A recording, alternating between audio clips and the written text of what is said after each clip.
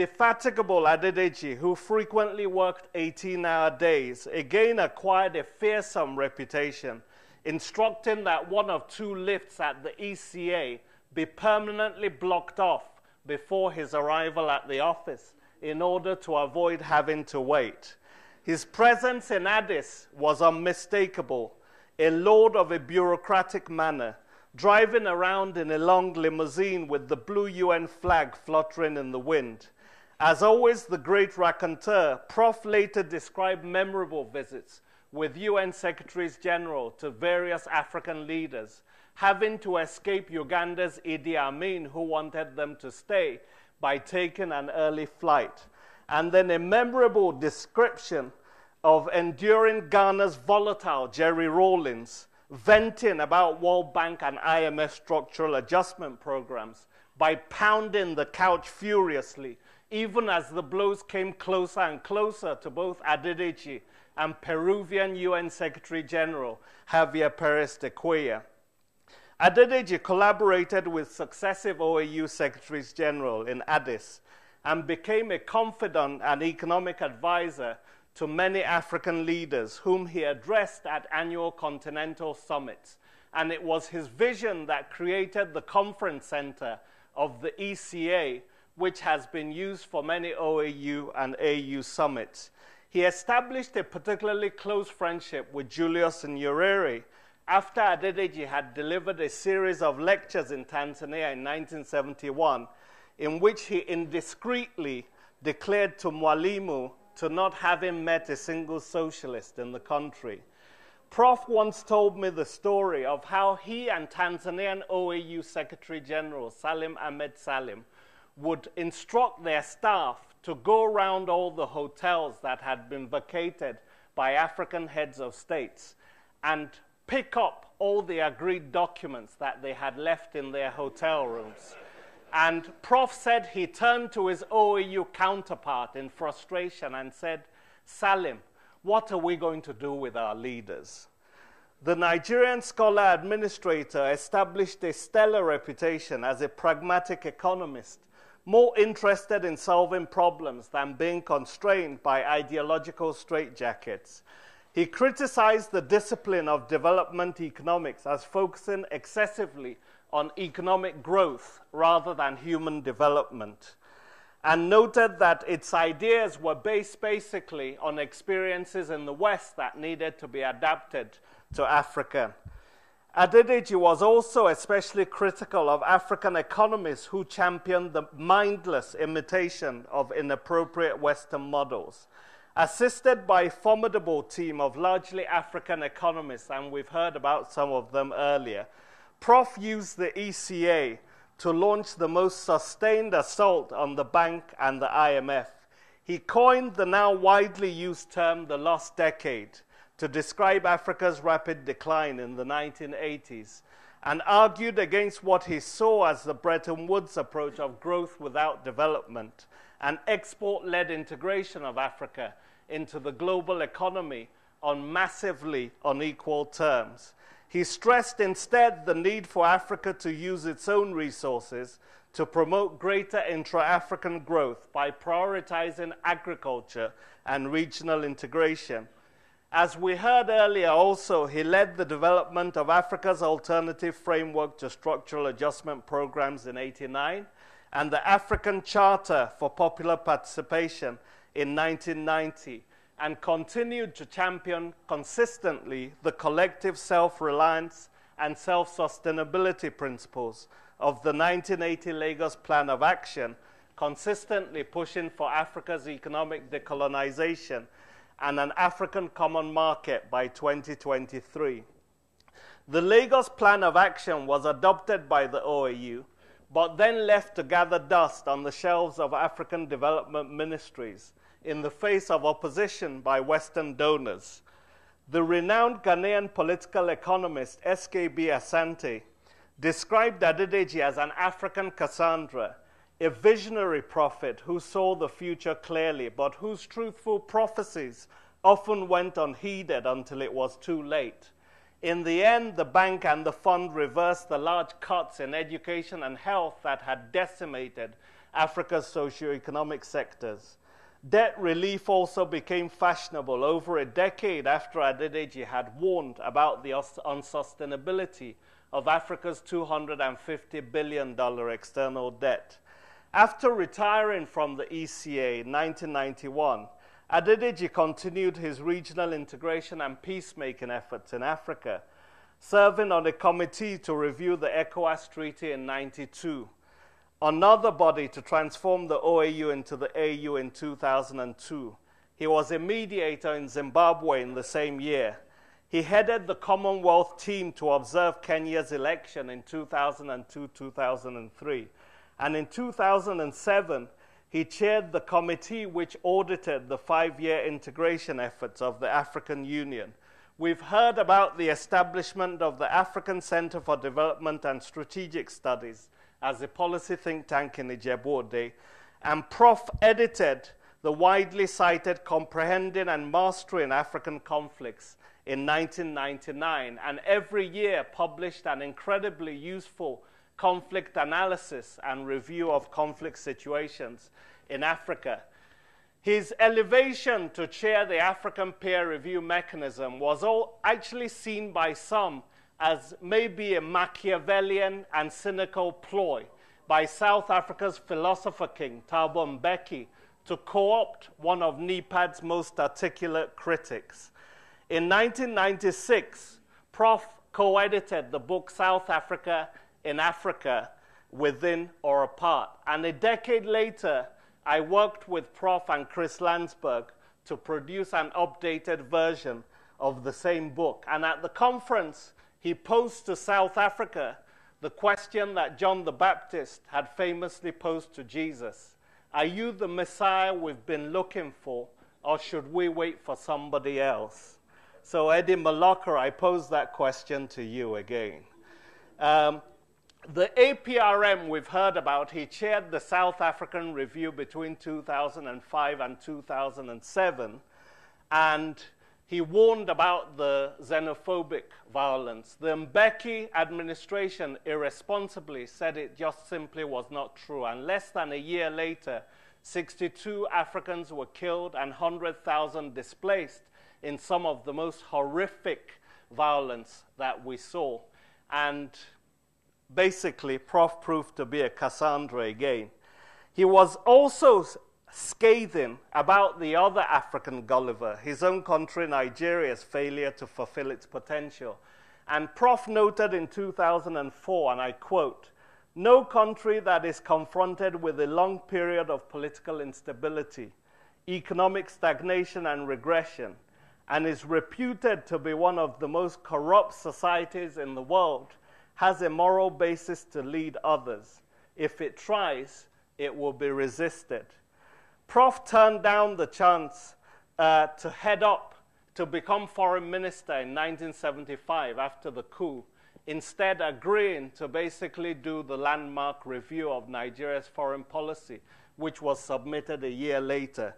He turned down the chance also to head Nigeria's interim government after the annulment of the democratic elections in 1993 by General Babangida, but he did agree to serve as a member of Nigeria's National Political Reform Conference to chart the country's political future.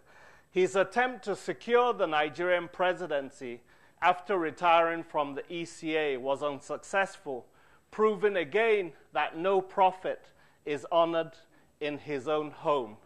And I think one of the points that must absolutely be made is that Prof has left, even though he contributed massively to building Nigeria, the Nigeria that he's left behind is not one that I think he would have been proud of. This is a country that has become basically a giant with clay feet, a Gulliver which has been tied down by often visionless Lilliputian soldiers and politicians who have basically squandered, who have basically squandered their bountiful inheritance. In a 2006, no exceptions, let us finish. In a 2006 book, Adedeji was named among the world's 50 leading thinkers on development in a list stretching back all the way to Karl Marx. In terms of historical stature, and Chair, I'm going to round up now, Adedeji will take his rightful place alongside such global figures as Raoul Prebisch and Jean Monnet as the foremost prophet of regional integration on his own continent. He has now joined the ranks of African ancestors and become a member of the Pan-African Pantheon. Farewell, Prof. Until we meet again in the hereafter, that Kenyan scholar Ali Mazrui, who himself has now become a noble ancestor, had dubbed After Africa in a famous 1971 novel called The Trial of Christopher Okigbo. As Mazrui noted, death is an exercise in Pan-Africanism. He described death as the most horizontal form of Pan-Africanism. Prof. Esunre, sleep well, Prof.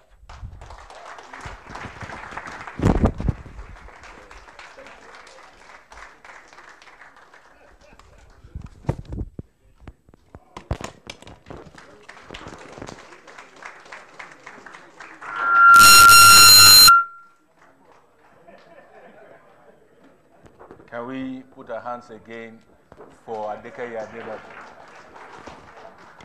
Having interacted with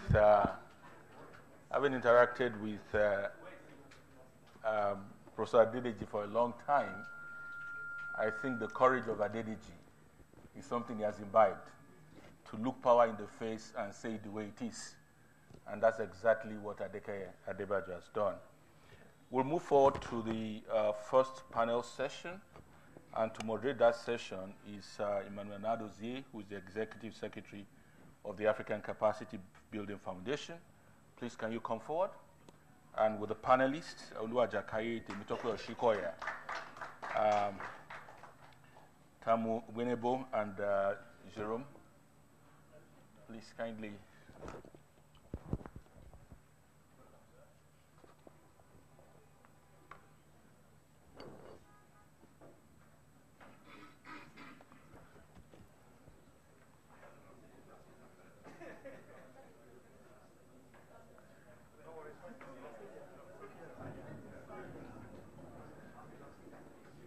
All the members of this panel, they are core economists, and they are all professors of economics.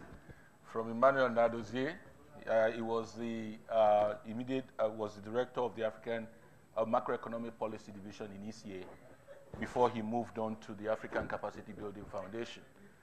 And Professor Olua Jakaye is also a well-renowned economist, and together with all the colleagues on the panel. So Emmanuel, I will hand over to you to lead the proceedings.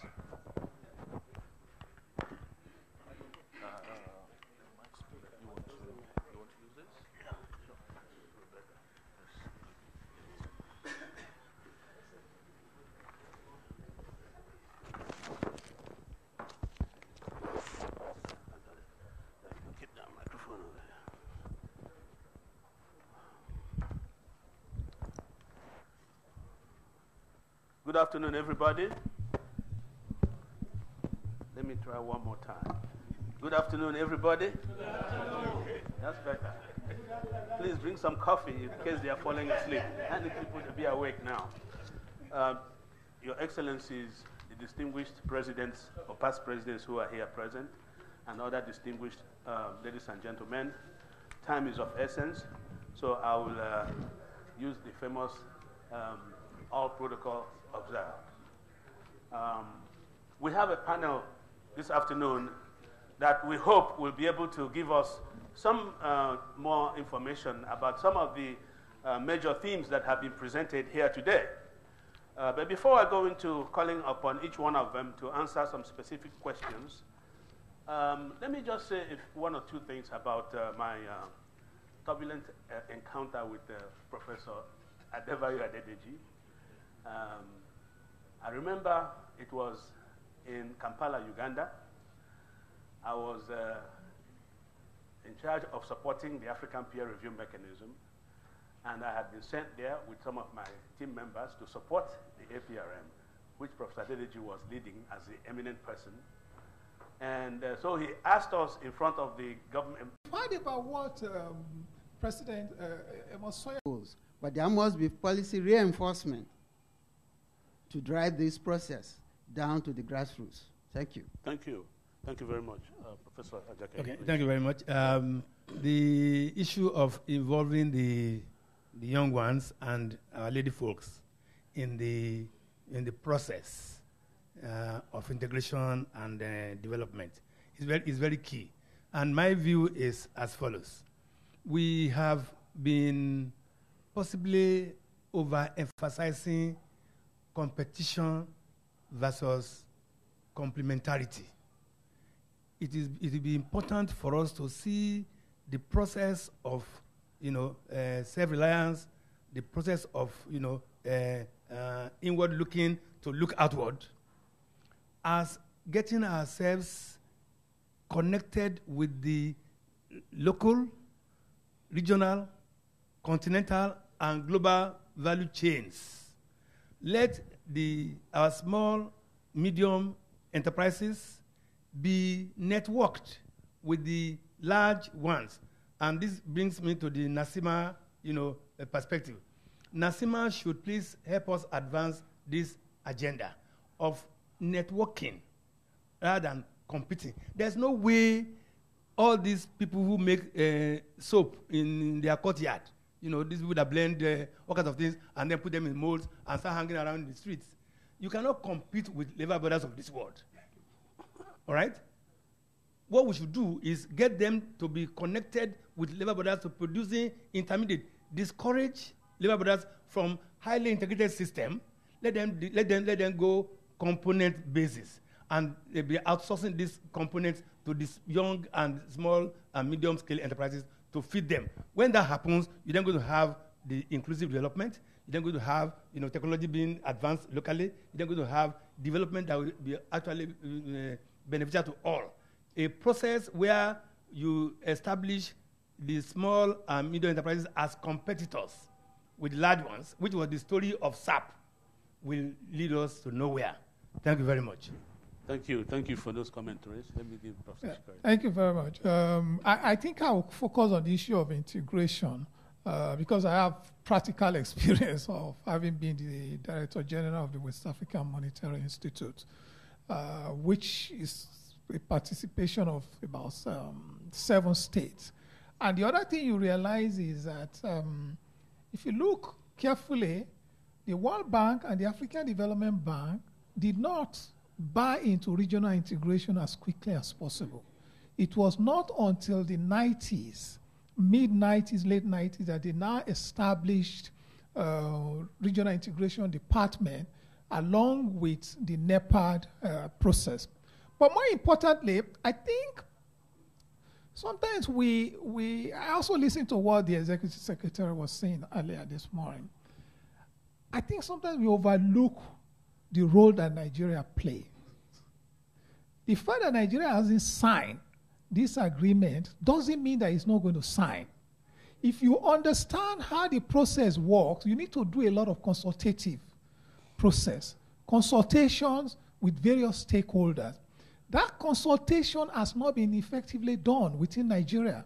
And that's why it decided, from what I understand, not to sign as of now, because private sector people apparently are not being fully carried along. How many university professors here were consulted on this after and so on and so forth? So it takes a long process. But when you also look at what is happening at the global scene, what is happening with what Trump is trying to do? Basically trying to unravel all these forms of regional integration, trade, and before you know it, there will be no WTO. The way things are going, there will be no WTO. NAFTA will be wiped out. In that context, is it not better for us to do proper consultation and carry the people along before you sign, instead of going to sign and then people are now saying that, look, you did not do what you were supposed to do domestically. So I think sometimes political leaders face constraints that they need to address before they can put their signatures on treaty. That's from my experience. Thank you. Thank you. Yes. Two quick points from me, still on the issue of regional integration.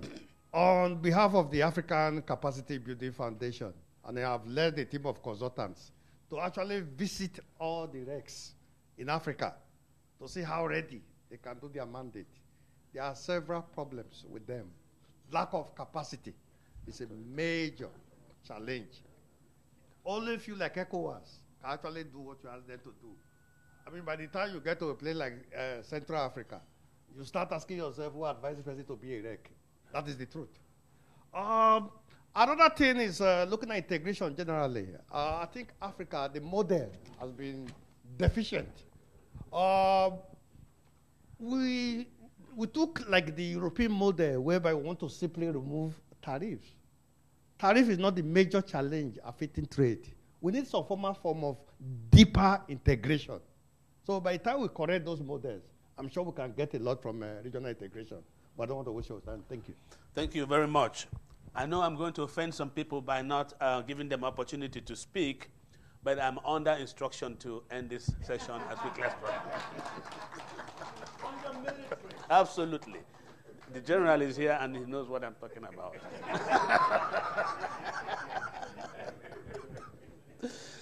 So please, ladies and gentlemen, bear with us. Time is of essence. This is a very, very interesting discussion, and many of you who know me know that I have a lot to say to all the questions and all the debates. But let me just to highlight a few things that we need to pay attention to with regard to the African Continental Free Trade Area. The question is, with the great achievements and the tone set by Professor Adebayo Adedeji, what do we need to do as Africans to accelerate Professor Adedeji's vision of regional integration and African-led transformation agenda?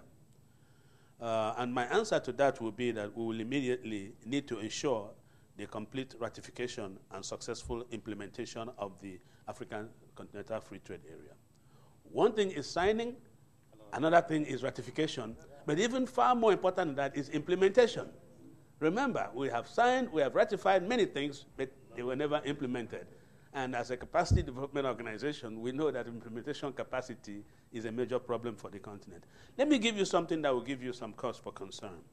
If you look at history and look at ACBF's publications, we find out that from 2002 to 2018, there were 51 treaties and agreements, of which 31, that is 60%, are yet to be ratified. 60% are yet to be ratified of 51 treaties and agreements. For the 19 that had been ratified, it took an average of 5 years. This is according to the African Union's own records as well. So this means, therefore, that we are in this African Continental Free Trade Area in territory that doesn't have good history and background. So the effort that is needed to get the magic 22 countries ratifying it is going to be enormous. And everybody has to play a role. Professor Shikoya, I agree with you with the need for consultation. I've been an advocate of that. There must be consultation before any country goes to sign agreements that will have impact on their private sector, on their civil society, on their own economies.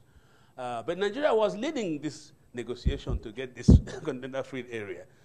So if you're the leader and at the same time you don't sign, it reminds me of something that happened in the between the United States and Mexico, the NAFTA agreement. If many of you remember somebody called Ross Perot. He became famous and almost overnight running for president because he said there was this giant sucking sound. If NAFTA is signed, there'll be a giant sucking sound that will suck away all the jobs from America into Mexico. So overnight he became popular. He was rising in the polls, going everywhere. So Larry King called him for interview and brought Al Gore, who was vice president at the time. And this is why they say, be careful when you're debating a politician, you're going to be in trouble. So Ross Perot went again and talking about this giant sucking sound. So Al Gore just looked at him and said, Mr. Perot, are you saying we should be scared of Mexico? Are you saying that the United States should be scared of Mexico? And that was the end of Ross Perot. So I'm worried about who Nigeria is scared about. We should sign the thing, we'll let it, and hopefully ratify it. It's not as simple as that. I know. From practical experience. I know. Okay. Oh, it's ongoing. Fantastic. That is good. So let me end with a very short story Adedeji told us, or told me, and he might have told many of you that. When he was Executive Secretary of ECA, he was going to Mozambique, he said. And in those days, during the apartheid era, you'd have to pass through South Africa. Many of you know that Nigeria was fighting with the frontline countries against apartheid in a very, very big way. So in the night, he landed in Johannesburg Airport, and this apartheid, not customs, immigration people were there. So they asked him for his passport. He brought out the Nigerian passport. And they looked at it. Sorry, sir, this passport is not good here. It's not good here. And he said, but I'm not coming to your country, I'm passing. They said, we don't care where you're going, whether you're coming in or you're passing, but this passport is not good here. He said, okay, don't worry, I have another passport. You know, so he put his hand in his pocket and brought out the UN laissez-passer and gave it to them. And they said, this one is even worse.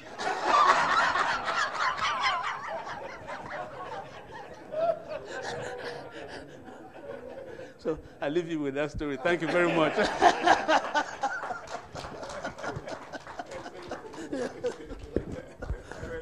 Thank you. Thank you very much. Thank you very much. Can we give them another round of applause, please? Yeah.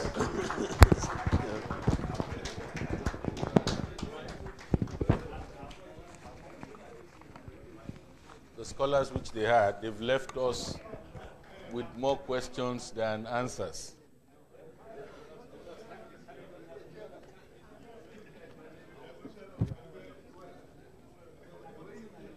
We'll be moving next straight to the next session, which will be chaired or moderated by Professor Adedeji, and it's on Adebayo Adedeji in the trajectory of public administration and development in Africa.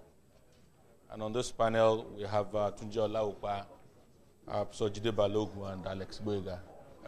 Professor Jide, please.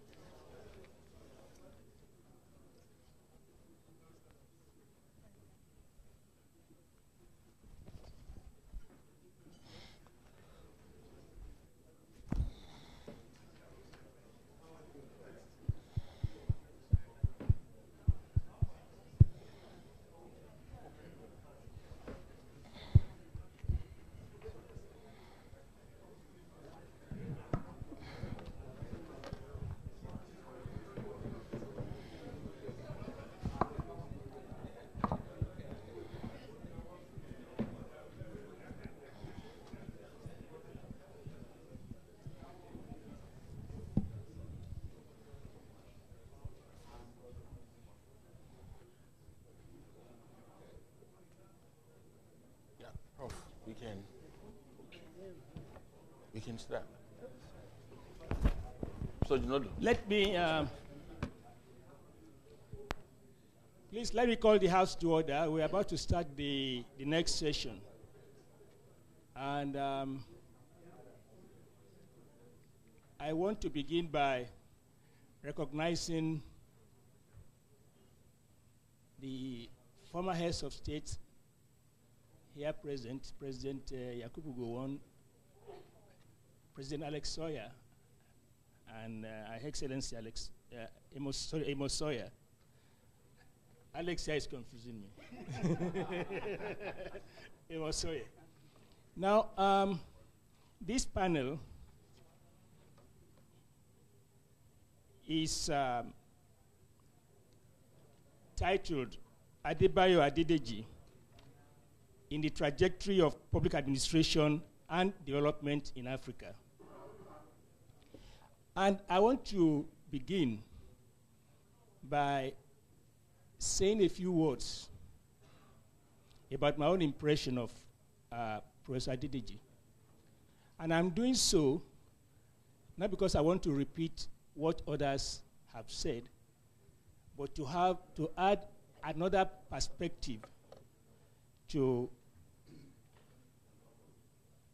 the role that Professor Adedeji played as an intellectual. Several years ago, I had a discussion with the late Claudake on Professor Adebayo Adedeji. And we both concluded that we should regard him as an intellectual rebel or iconoclast. And I think when I got to meet Professor Adedeji on a one-to-one basis, I think it was in 2005 or 6, we were on the APRM mission to Ethiopia. And I was privileged to have some very, very intimate discussion with him. The conclusion we reached several years ago that he was an intellectual rebel, I think is true.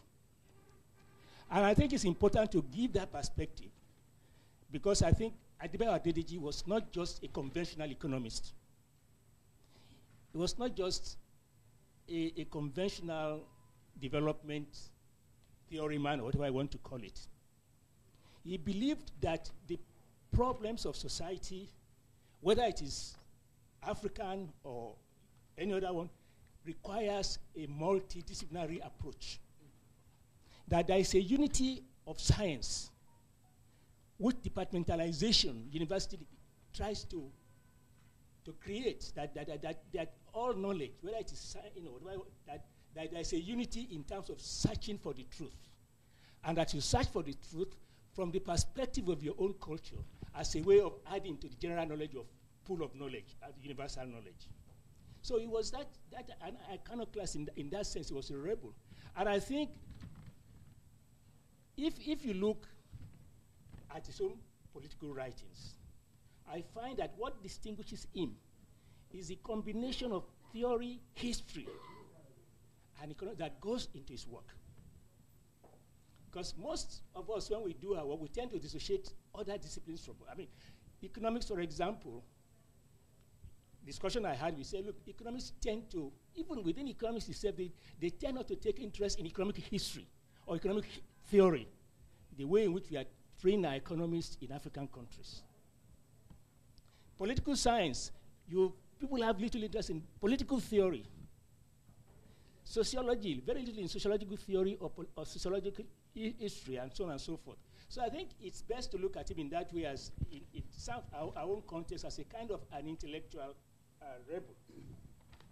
The second point I want to make with regard to this is that he also believed that this separation of theory from methodology is also mistaken. That there is a kind of symbiosis between theory and methodology that should inform our work. So all this talk about statistics, but there must be a theoretical framework within which you're operating. And your empirical work will now illuminate the need, either the need to reshape your theory, or your theory itself will now, So when it comes to applied policy, you see, the thing between theoretical research and applied policy research for him becomes,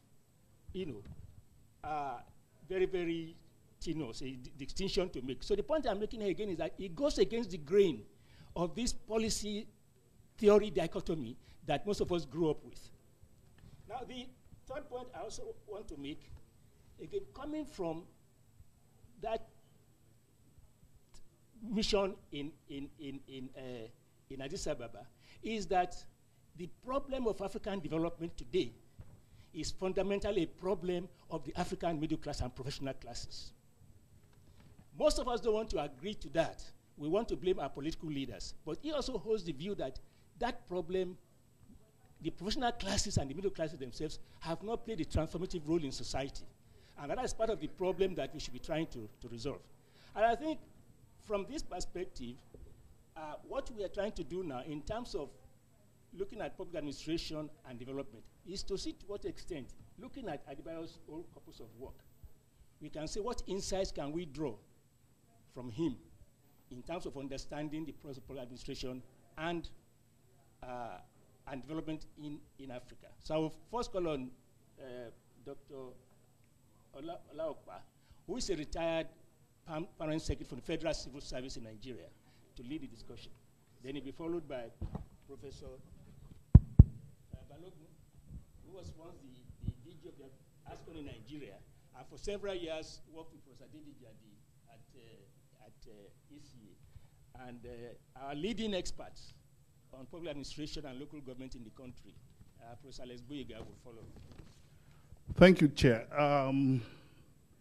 My respect to the Excellencies, former presidents, I stand on existing protocol.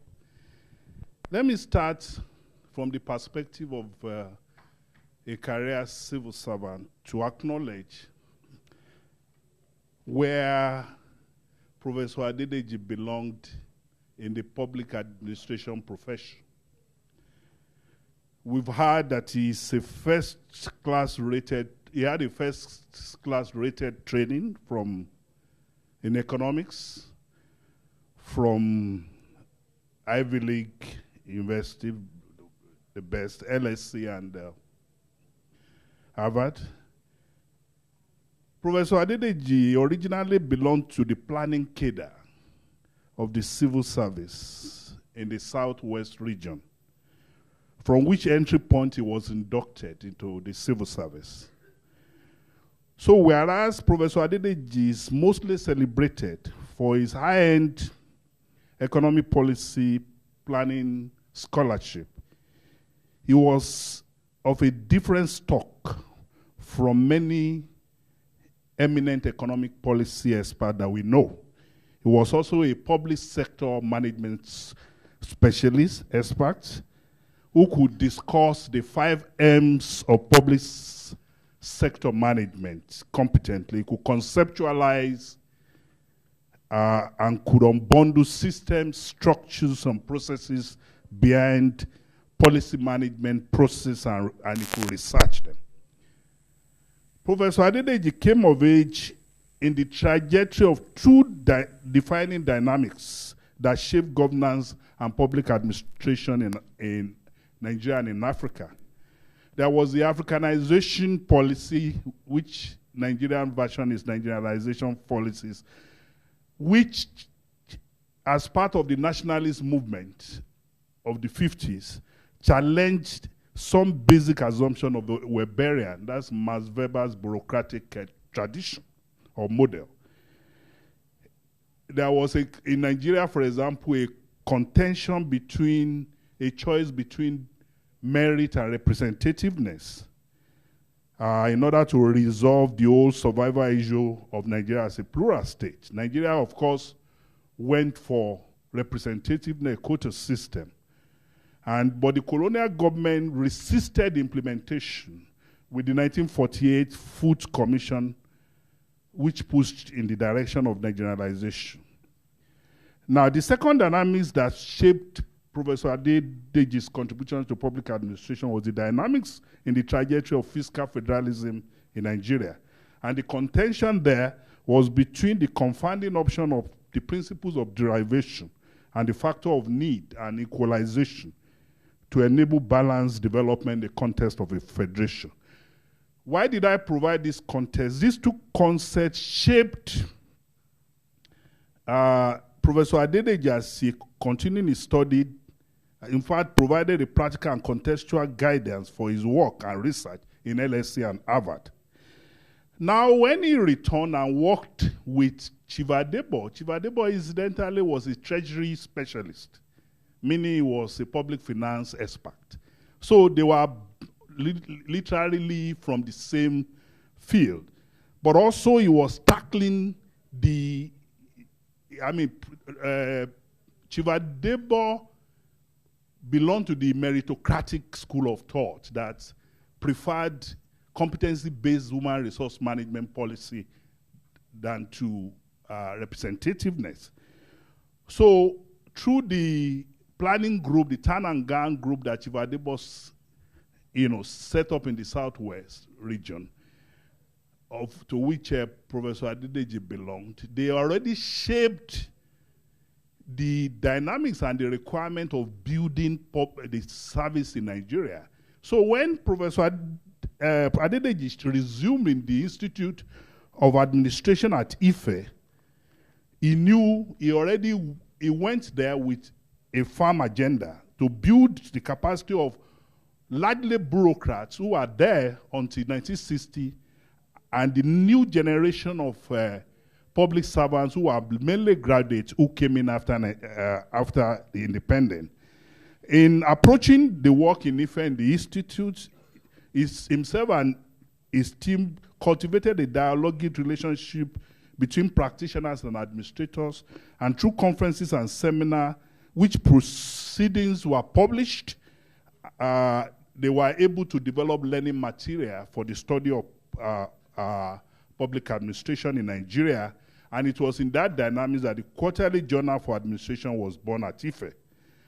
And in terms of administrative reform in Nigeria, one of the other contributions that Professor Adedeji made in the public service was that as Minister for Economic Development, he brought the Adebayo Tan and Gan policy research seminar spirit to the public service that became a kind of administrative laboratory for multidisciplinary discussion regarding the direction that Nigeria should.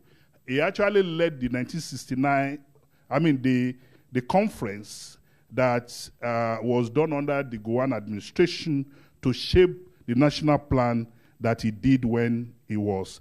And he was, like it has been said, he never shied away from unsettling orthodoxies and to explore alternative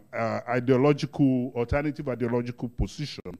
He criticized the Udoji reform, which he said was a result, was more like the international demonstration effect of the 14th report of 1968 in the UK. And to his credit, the managerialism that 14th report created in the public administration discourse really didn't work in Africa. And of course, we have heard of the nonconformist alternative to SAP. In concluding Mr. Chairman, I think for me as a public administration scholar, one of the greatest legacies of Professor Adedeji was the APRM and his contribution to it. And I heard the testimony a little from the president of Namibia when he spoke in the morning, because we are beginning to have a new generation of African leaders who are moving from the strongman theory of leadership to concern for building system structures, and who could understand the dynamics and can deploy best practices in driving development process in Africa. I thought that was a great one that benefited greatly from Professor Adedeji's multidisciplinary approach to policy that drew from his public administration learning, management learning, and of course, his economic development expertise. I thank you.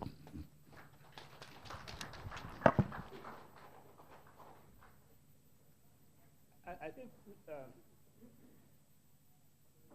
we have some more minutes left. Can I just push you a little bit? Okay. You talked of the problem of reconciling representativeness with merit. Do you think for Professor Adedeji that will really be a problem? In other words, are they really incompatible? Is there a way we can marry the two, in other words, in terms of moving ahead? Essentially, and sincerely, that perhaps we cannot speak for General Gowon, but for those of us in public administration scholarship, if you look at the debate of fiscal federalism, Professor Adedeji overplayed the centralist federalism in his writings, which was more of a sensitivity to the diversity of Nigeria. And if you see the deployment of some of his econometrics, he was developing model. That's when you look at revenue allocation. It is more like equalization, trying to really create an equal. And some people in the literature thought that General Gowon, coming from the minority group who is more concerned about Nigeria's survival, needed scholars who are sensitive to the diversity of Nigeria. Drawing from that inspiration and from of the thought of and responding to the question, Professor Adedeji didn't see a contention between merit, and representativeness, which we now call federal character in Nigeria. But his own sense is that I recall that in 2000, when we were doing the reorientation program with that President Obasanjo, what he said was, let's discuss with every state the requirement for the public service and let them bring their best for recruitment. Even if the parameter for entry, but the best from each region should be the one, not what we're experiencing. What we're having through the Federal Civil Service Commission over the years was a situation where CVs were just shared, and through nepotistic approaches, people just put their cronies into the civil service, and it crippled the system. So for him, you could, if you bring the right kind of people, even if they are not the very best, with competent training based on needs assessed, everybody can be, a minimum, a benchmark will be created in the service for, and performance management can then be used to either keep you like it's done in the military, so that you progress. You can come in through any political criteria, according to Adedeji. But if there is performance management in the system, you either survive to get to the top, or you exit based on assessment. That was the kind of thought that I thought I got from him. Thank you. MJB. I'm not going to give him the same freedom I gave him to talk. I want to ask you specifically. One of the major problems that Professor Adedeji was worried about as he led APRM missions across the continent, member states of the APRM, was this problem of ethics and accountability in the public service. And he was really concerned about, anti-corruption agencies, blah, blah, blah, public service delivery,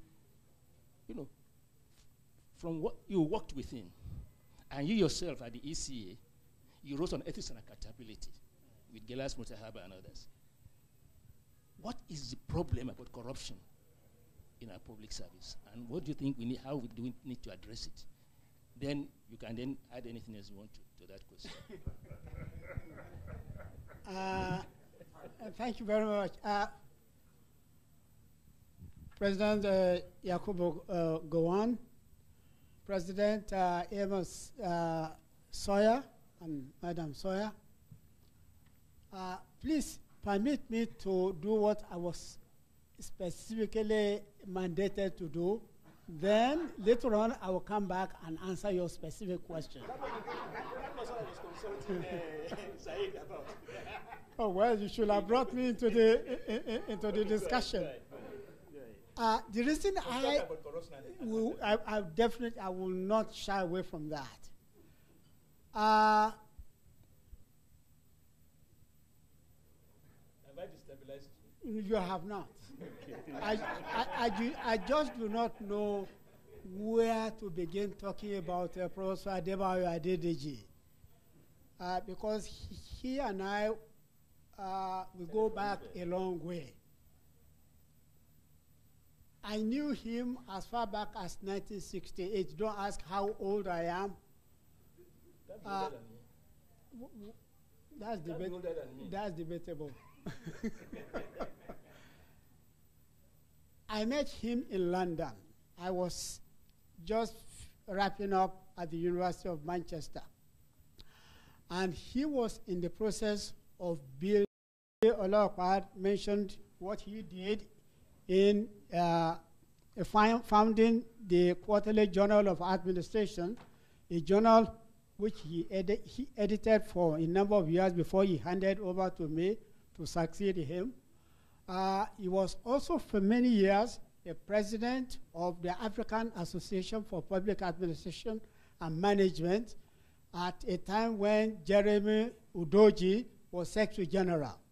Again, when General Udoji stepped down, I succeeded him as Secretary General for the Nigerian chapter and as the editor of the African Association, African Journal for Public Administration and Management. As an administrator, working closely with him taught me a few lessons.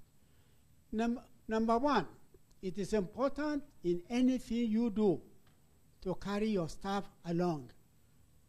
Looking at Adedeji, you think that he's very imperial, he's very dictatorial, autocratic.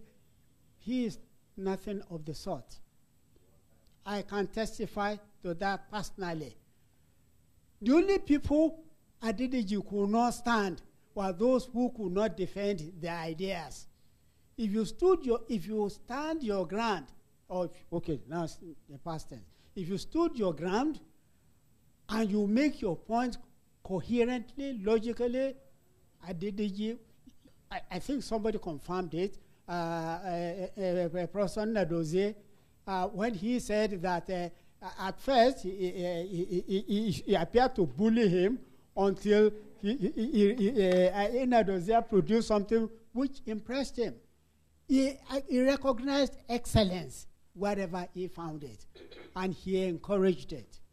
Not only that, another thing I learned from him is diligence, working hard. I mean, it's no problem for Adedeji. He will go on a long mission, and when some of us were still trudging through Addis Ababa traffic, our boss, who had just landed at Bole Airport, will be in the office before us. Now, heaven helps if he needed something from us, and he looked for us who are not on our desks. He had a photographic memory. You could say performance contracting started with him. He did not put performance contracts down in black and white, but he held his staff accountable not just for activities, not just for process, but for outcomes. And he looked for outcomes in 4 specific areas. Number 1, teaching. What's your teaching workload? Research. What topic are you working on? Then publications. How many articles have you published? What books have you published? And so on. And then consultancy. Because he wanted the Institute of Administration to work closely with the federal, state, and local governments. And Alex will testify to this before he ran over to the University of Ibadan. We were all in it together. So, as far as I'm concerned, Adedeji is a role model in any sense of the word. And I'm hoping that if we're going to go by the theme of this symposium, we need a new generation of leaders, a new generation of managers, public service managers who used Adedeji or who use Adedeji as a model. I tried as much as I could.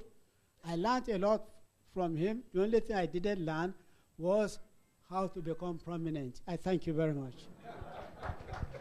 Thank you. Yeah, before I move on to, it was deliberate. You're sabotaging me too. Before I move on to Alex, I just want to underscore one point I made in case it is misunderstood. You see, Professor Adedeji's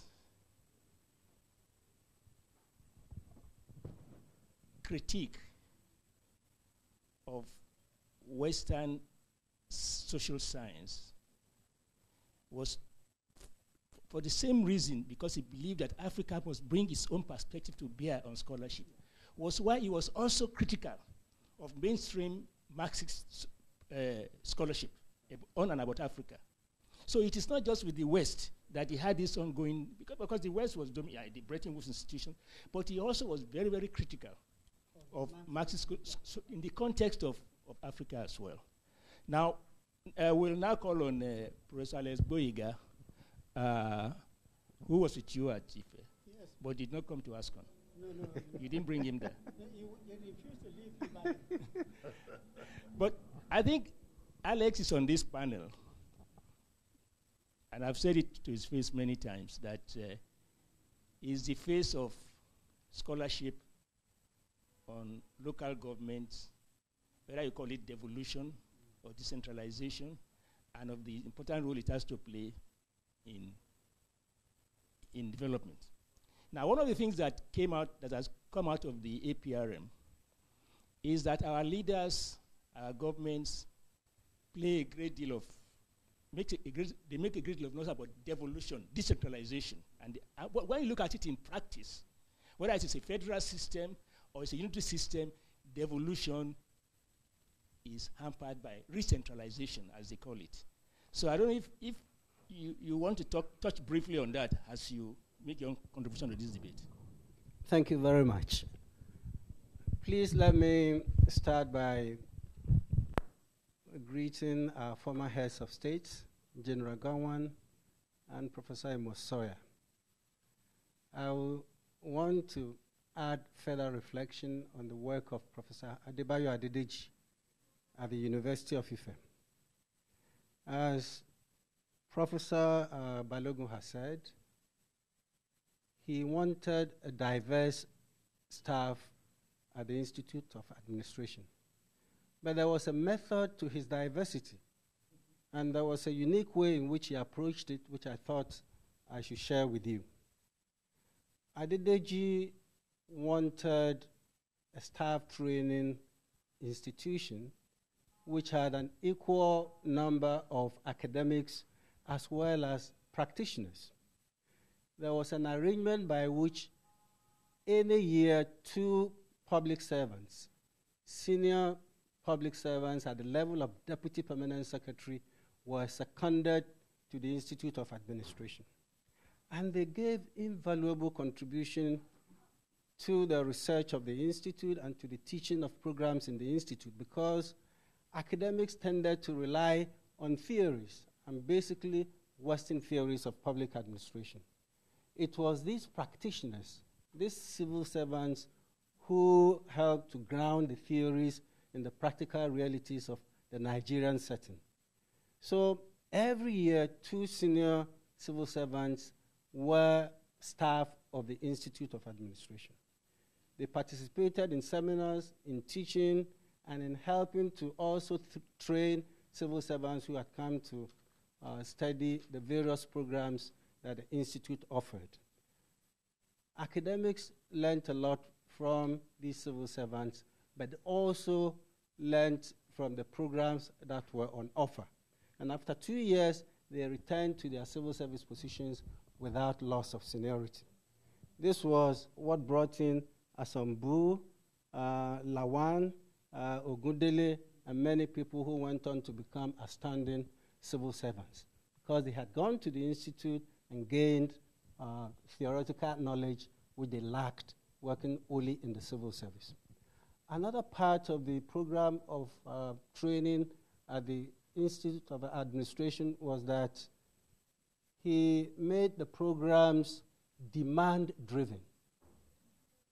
Adedeji was a very perceptive observer of the needs of the public service. Having worked in the civil service himself, he came to the Institute of Administration keenly aware about the gaps in staffing in the Western Region Civil Service. And before new programs were introduced, he looked at staff needs and he looked at societal needs. I'll give an illustration. When he joined the Institute of Administration, local government had collapsed in Nigeria nationally.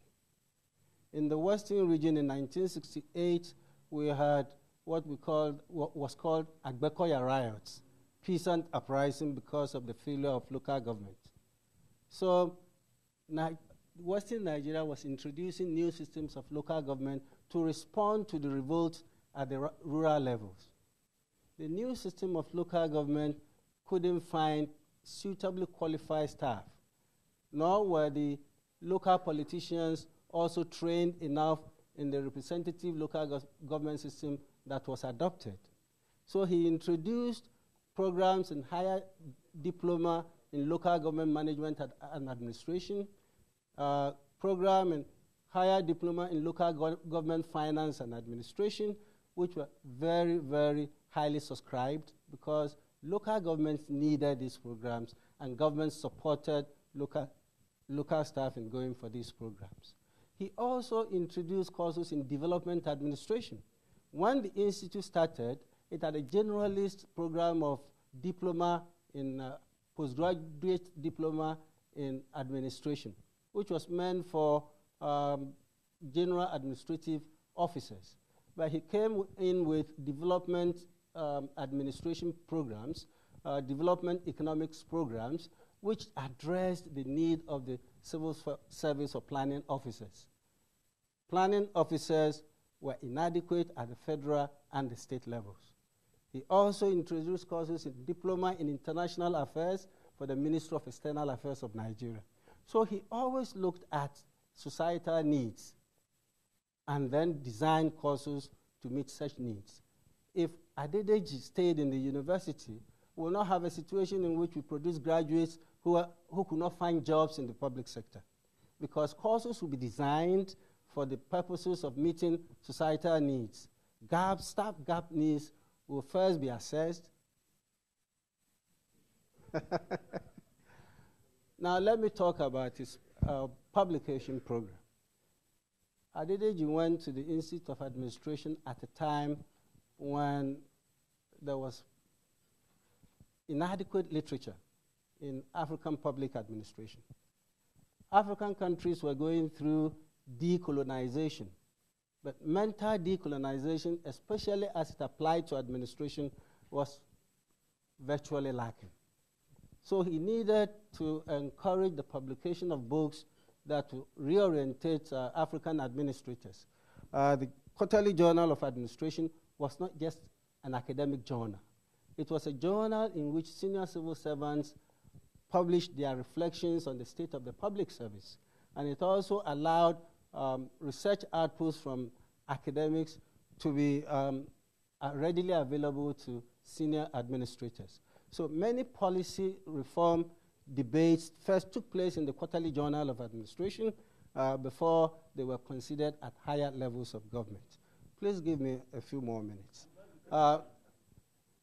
In his own writings, especially the primer study he did for public administration, Nigerian administration and its political setting, was a groundbreaking book. It's a classic in Nigerian administrative studies. For the first time, a book was produced which discussed issues like the interpenetration of politics and administration. Having been a civil servant, he encouraged somebody who knew about interactions between politicians and senior civil servants to write on that topic.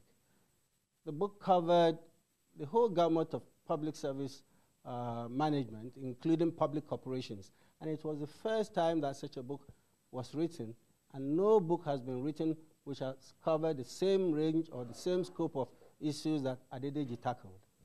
Now let me come to the book that is regarded as perhaps its magnum opus in economics, Nigeria's Federal Finance. It may be considered economics in its orientation, but I also consider it a book of public administration. It was the first deeply penetrating book on intergovernmental fiscal relations in this country. And to the extent that it was dealing with resource collection and redistribution in this country, it was an issue in public administration. Now, he did very well, carefully gathered the evidence, but he was influenced by the changing politics of revenue allocation between the three main regions of the country at that time. He was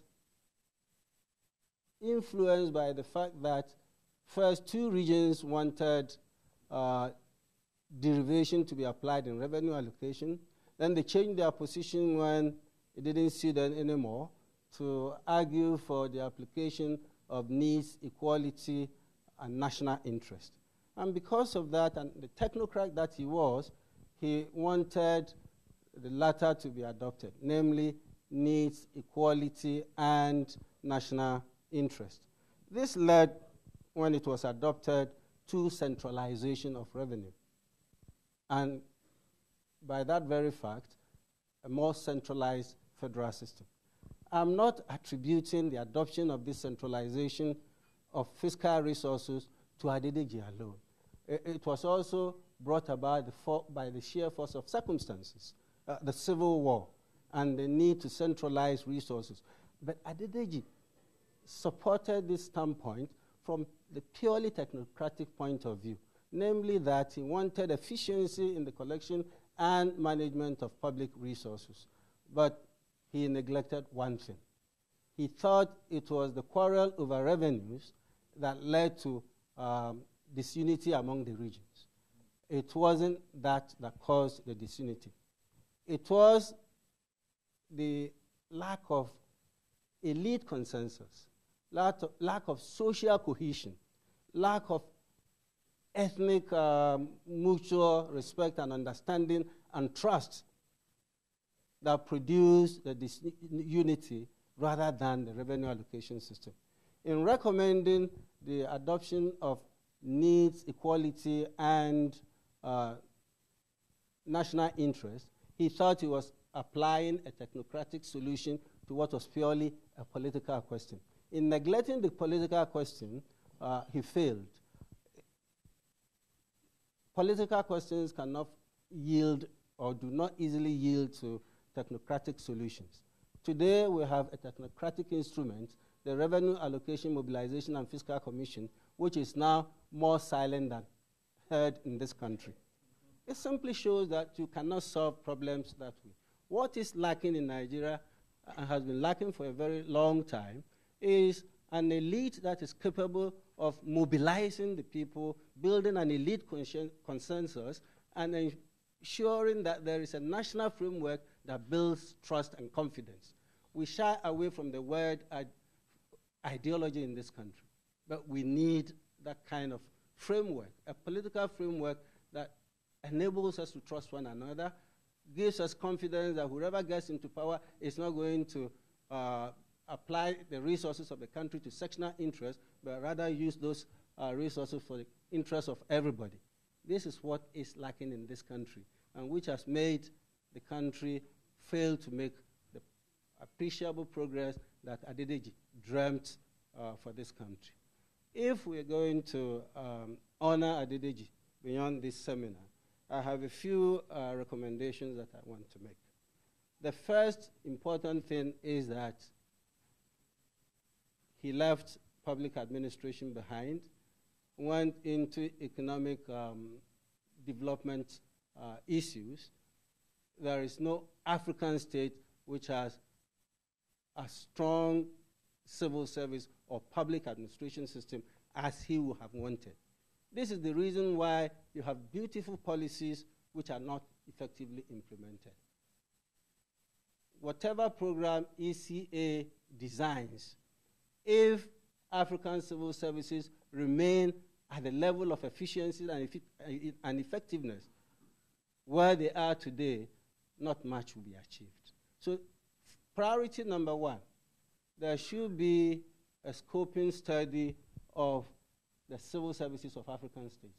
To begin with, simply look at the APRM civil service, APRM report civil service section and see what are these reports saying about the strength and quality of African civil services. I think that there should be a scheme by which ECA tries to strengthen African civil services to begin with. Number two, when countries have gone through civil strife and are emerging from it, we are keen to send peacekeeping forces. We are keen to send all sorts of support, financial support and other things, but never high-quality civil servants to go help rebuild the civil service of such states. I make a strong appeal that there are places where civil servants are being shredded easily. Nigeria, you retire after 35 years of service or 60 years, whichever comes earlier. We have a large pool of retired civil servants who can help other states develop their civil services. And I think that rather than Nigeria sending only troops, we should begin to consider sending our civil servants to go help build up the civil service institutions of other countries. Number three, our civil service training institutions, whatever name they are called in those countries, should be helped to modernize their curriculum. They should be helped to recruit better qualified staff, strengthen their staff, and also encourage the states, Nigeria inclusive, to utilize the training institutes. In Nigeria in particular, training is dispensed with today because there is an indication that training could wait in a period of scarcity. Our civil service is as weak as the civil service of other African countries. That's why over the last 10 years or so, budgets are performed only at about 40% annually or less. If you have an effective civil service machinery, performance of your budget will be much higher than this. So I urge that the ECA should try to examine the public administration systems of African countries and seek means of strengthening them. Otherwise, no matter what policies you design, we're not going to make the progress that Adedeji dreamt of. Thank you. You want another 20 minutes? Well, I thank the three speakers. I think they've kept within the time limit. I think we have about 10 minutes to go. We were given 40 minutes, 45 minutes. I think we've done about 35 minutes now. We have 5 minutes. So can we just have one or two interventions, please? Ambassador Akisoya. And then you. Oh, and General, go on. And then you come to you. Yeah, go ahead.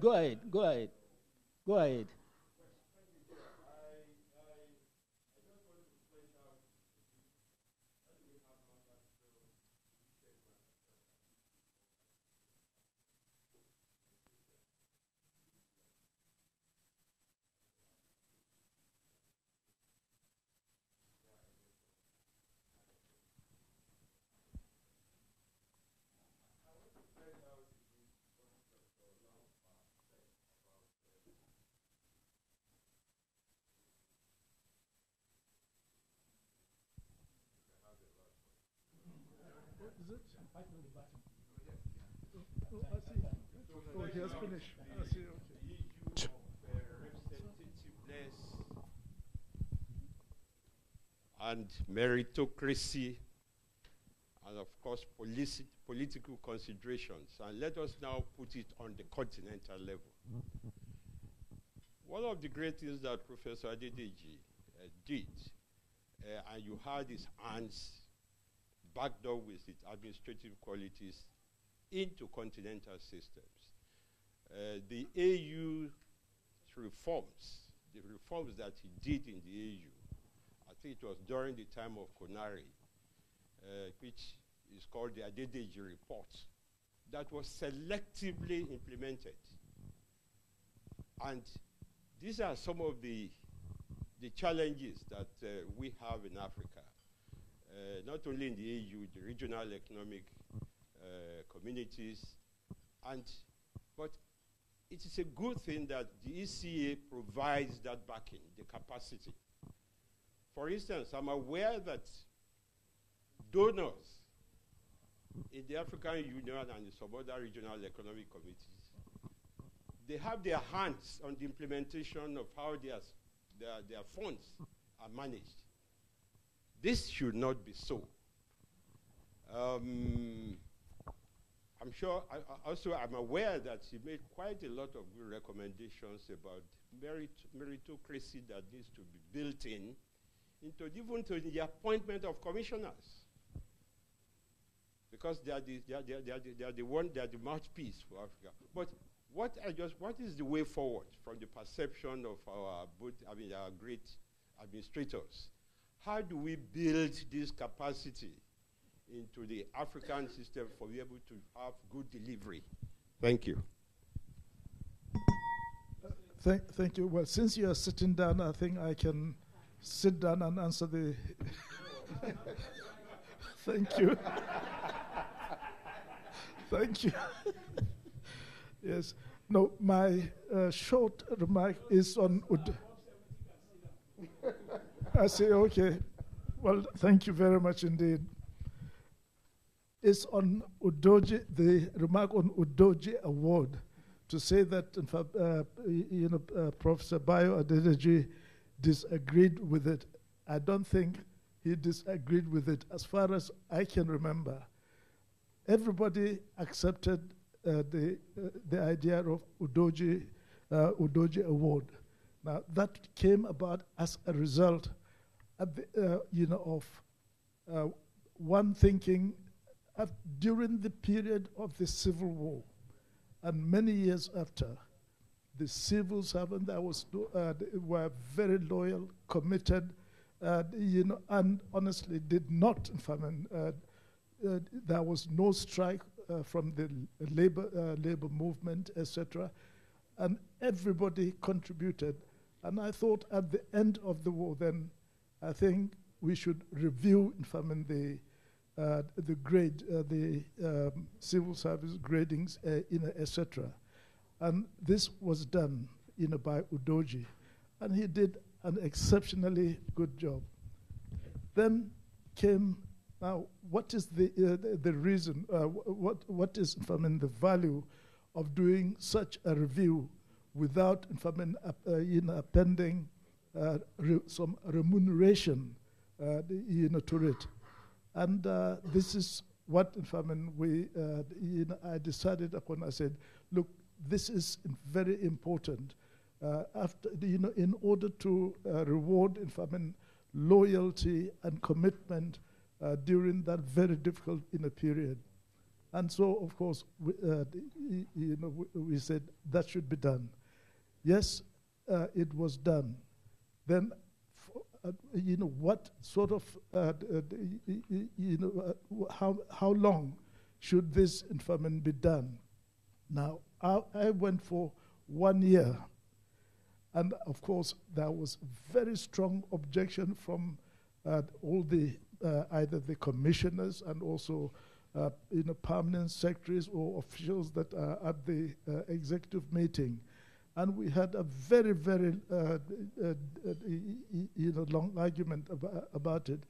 And in the end, I think we accepted half a year of this Udoji Award for all civil servants throughout the federal as well as the state.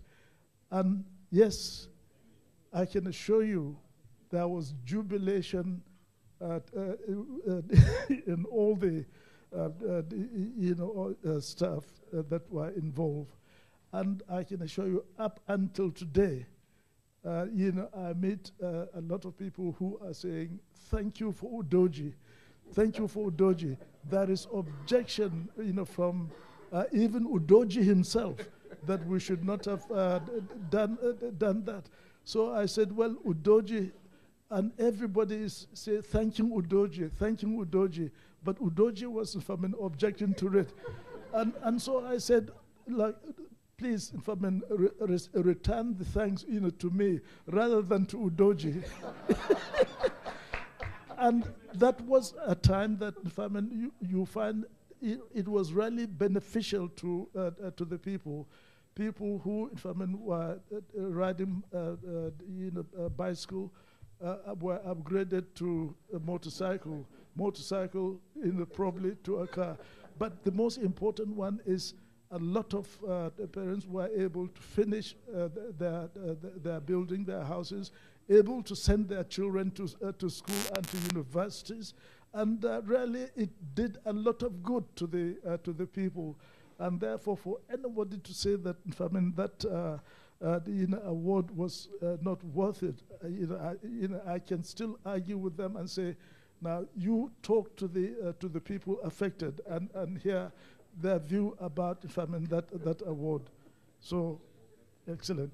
Now about the bio Adedeji and of course fiscal, this thing. Yes, I can assure you we did that because we want to make sure that at least whatever revenue we had, yes, it is carefully distributed to all the state in order to meet their need.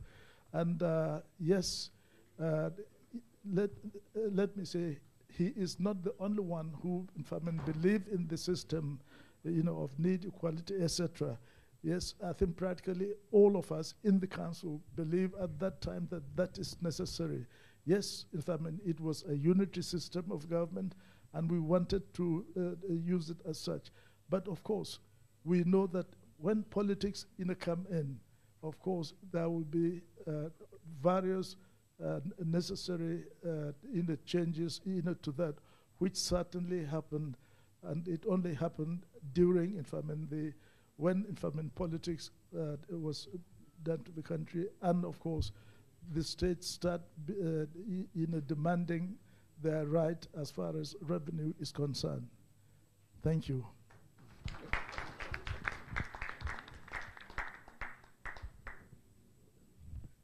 No, well, I want to know.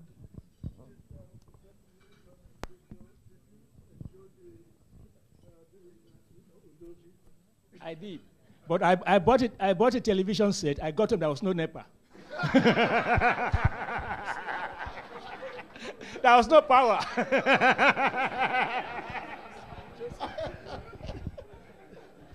No, one interesting thing about this, Udoji, is that practically, the argument against it was that yes, it brought up inflation. Now, I said that that was certainly wrong. It was not, Udoji that brought up inflation in the country at that time. It was an imported inflation because, the rest of the world, were raising prices of their goods in their country, and that is, the price that was brought to Nigeria. So it was not Nigeria, it was not Udoji that caused, the inflation. The inflation started from abroad, and then it was imported to Nigeria. Thank you. Thank you, sir. Whatever problems we still have, either fiscal federalism, we are still going on with one Nigeria. Thank you, sir. So I'm sorry we are out of time because there are 2 more sessions to go. No, I'm sorry. 1 minute. Two more. Yeah, two more sessions to go. 1 minute. Thank you. They have no right of reply also. No right of reply. No right of reply. Can we give them a round of applause, please?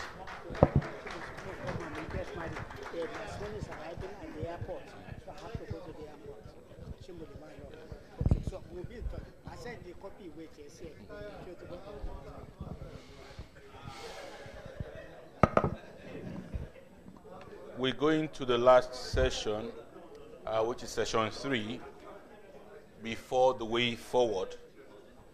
And I would like us to be to round up by 6 p.m. 6 p.m. So we've got to manage time. I'm inviting Professor Abdullah Batili and the panelists to kindly come up here. Eddie Maloka, Sadugun Agbaji, and Femi Badejo. Please, can you come up here, please? Mr. APRM, can you come up here?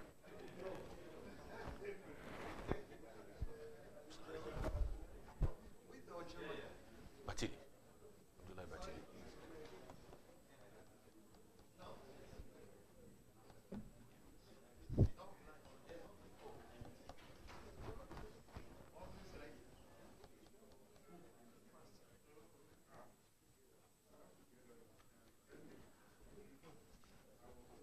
I think the chairman of the session probably went to the bathroom.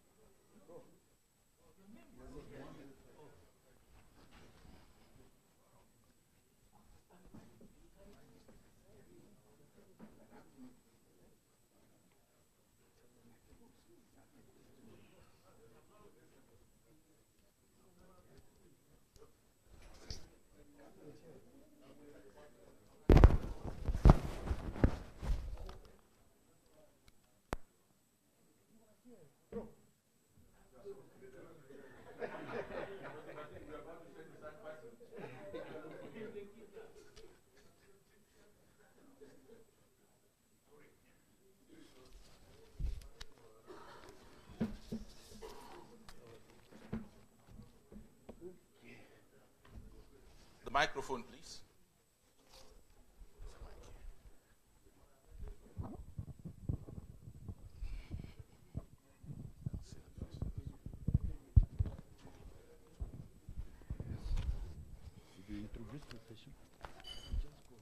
Okay. So this session is about the governance and the challenges of economic transformation in Africa. What is the governance context to economic development in Africa? I think since morning, the tone has been set about the contribution of Professor Adebayo Adedeji. I regard him as what I may call a freedom fighter, because there are different types of freedom fighter on the continent. You have the first founding fathers like Kwame Nkrumah, Julius Nyerere, and others during the anti-colonial struggle who mobilized the people, the masses, for independence. As Nkrumah said, seek first the political kingdom and everything will be added onto it. We had the independence, that is the flag, the national anthem. But little was added to that, retrospectively when you look at it.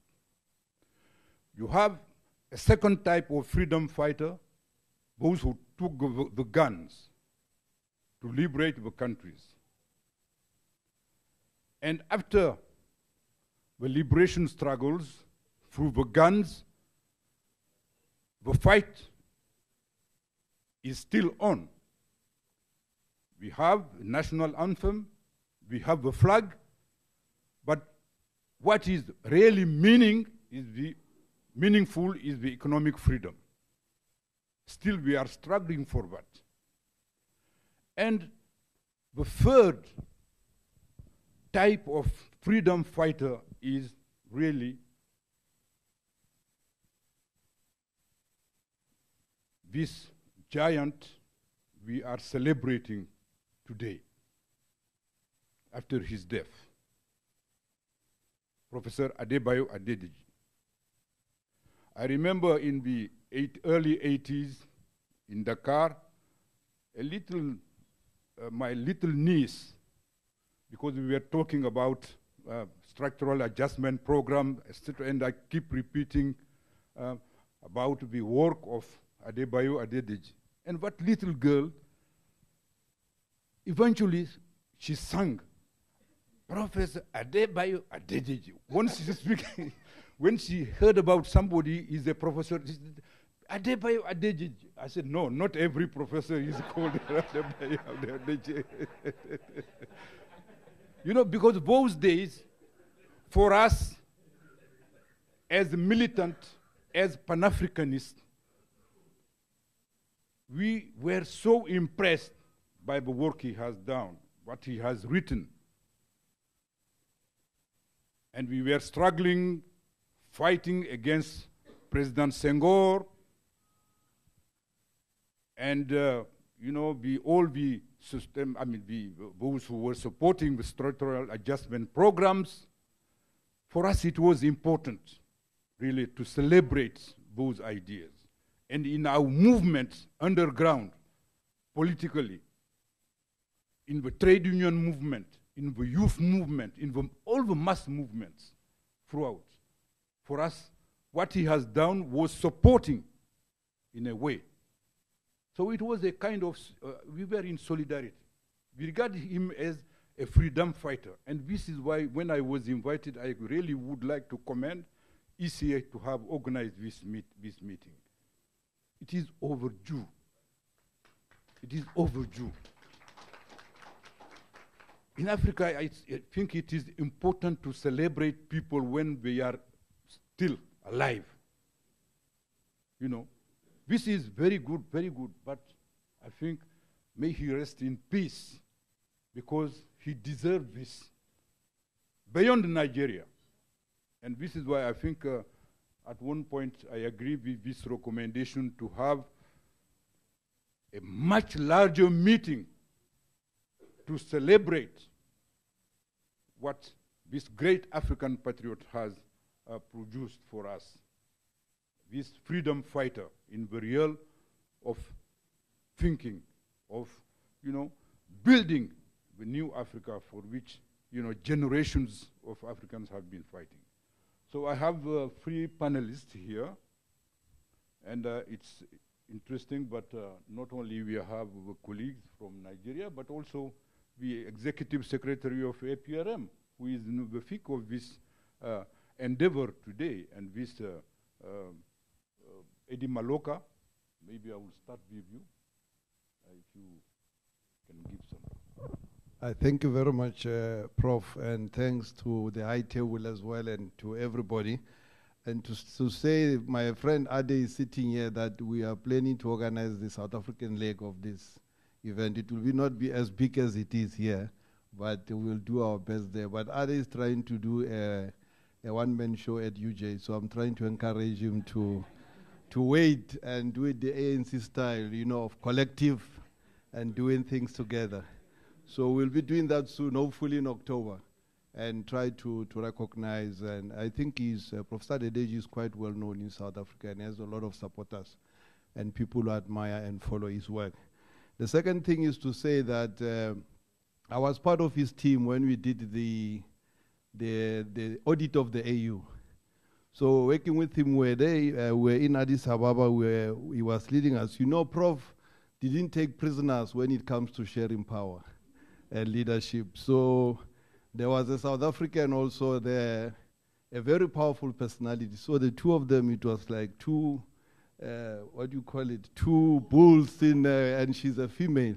So Prof will call me and say, Eddie, just help me work with your sister.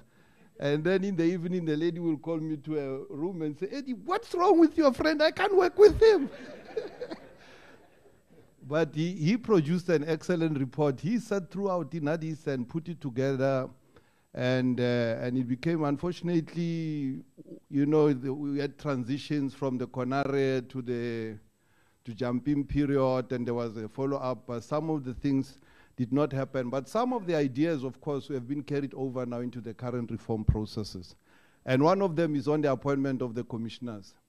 there was a long debate at that time on how do you get the commissioners, the issues that were raised in the previous panel of competency versus political expediency.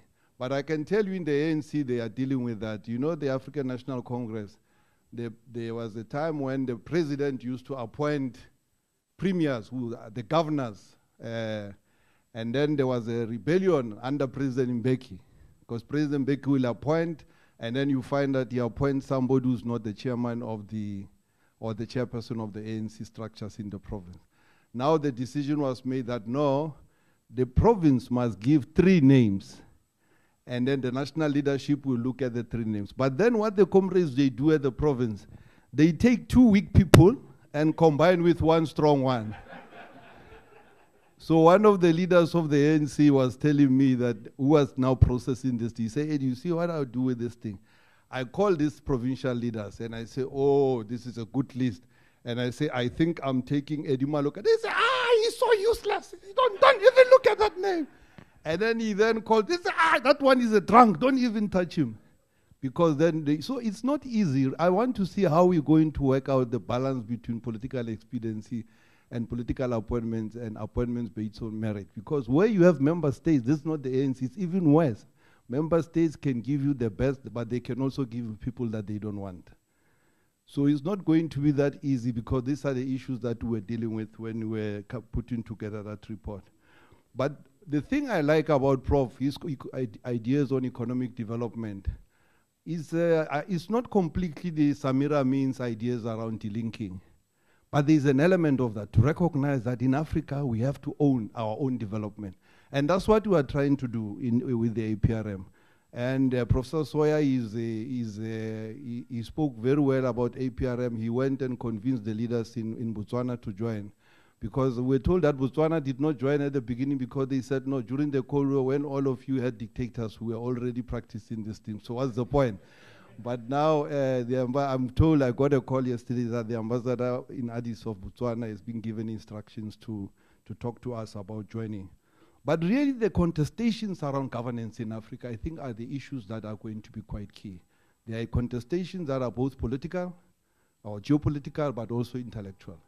The intellectual contestations, we recognize them, the reports that are coming out from the Western think tanks about governance in Africa. But the geopolitics, we don't talk about them a lot. Because governance, in as much as is a positive thing to open up, but is also geopolitically contested. And then there's a scholarship that's coming out of Russia and China, which a lot of us in Africa, we don't engage with, on the color revolution. How the Western countries use democratic openings in some of the countries actually to effect regime change. So you create a multi-party political system, then they establish their own political parties. You open the media, they set up their own media channels. You legalize this thing, they use the democratic open. So they create a dilemma for you.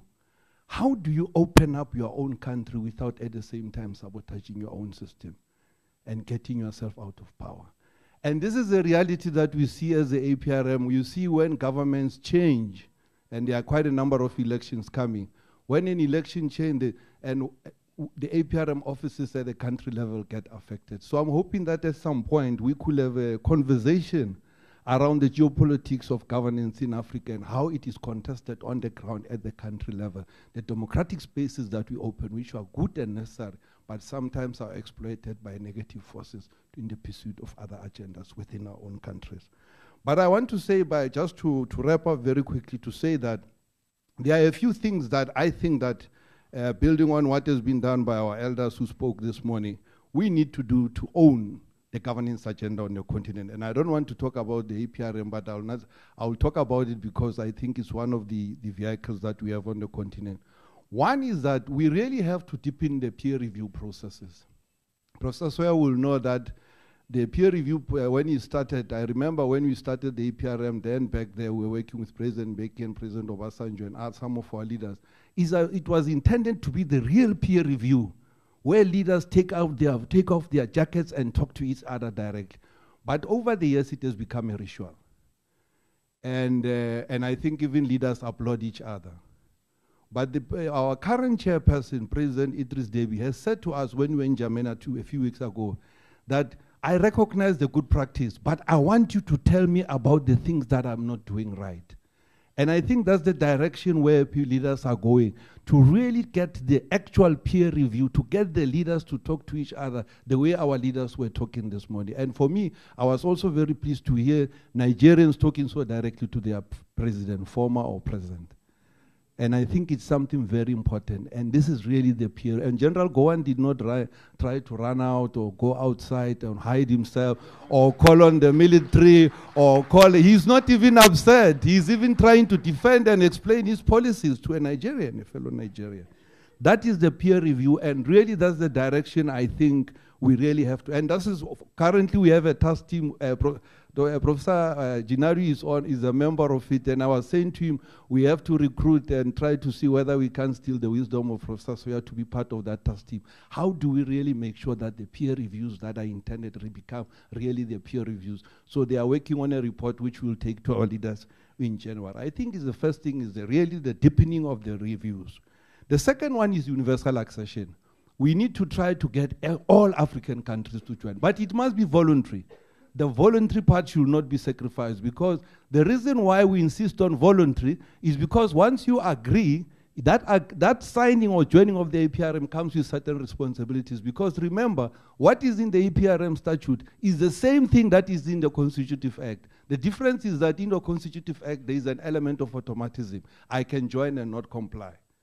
But in APRM, we insist you join, but then you must then subject yourself to the compliance measures. So it's really but the universal accession really is something that we are, that's why we are so grateful that Botswana is joining, and we're also targeting Zimbabwe. We'll be working with the ACBF. We'll try to get Zimbabwe after the elections to see whether they can join. And then we've been given a responsibility now to track governance in Africa. We'll be going to the summit, inshallah, in January, with the first ever report of the state of governance in Africa by an African institution, to be debated. So we're doing a baseline study over the years we want to build and to improve that instrument. And then, of course, to try to build the APRM as a premier think tank on governance in Africa, to generate knowledge products, academic literature, training programs, even the academic, I was talking to Tunji, my friend, to say we need to link up with some of the academic networks that we're building to try to develop master's program on governance in Africa and so on and so that we don't depend on the goodwill of our friends out there outside our continent who are doing reports on governance in Africa every year that are used by these international agencies to make statements and pronouncements on our own continent. We can do the thinking ourselves. We can write. It's not even expensive. A pen is so cheap. So why must we rely on these people outside our continent to think for us, to say Kenya is ranked number 6 and so is ranked number 7? How do they? I went to one of them. I'm not going to take a lot of your time, Chairman. One of these leading institutions, I won't mention them, but it's based in Washington. And I was looking at it's a premier report on the world, and Africa is one of them. I looked at my own country, South Africa. I can mention it is doing business. A lot of countries, they are competing, they want to rank us. So I looked at the doing business in Africa, whatever it's called it, that report.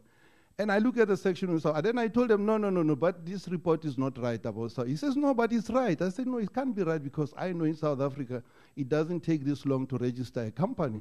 He says, no, it takes this long. And then he says, because I say, how do you do your study? He says, no, we send questionnaires to our own research. I said, where are your researchers? Then he took me to the page. He goes to consultants and to accounting firms.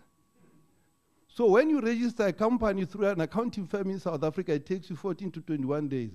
But if you walk into the office of DTI, it's instantaneous. So these are the reports that are being used to rank and rate our own countries.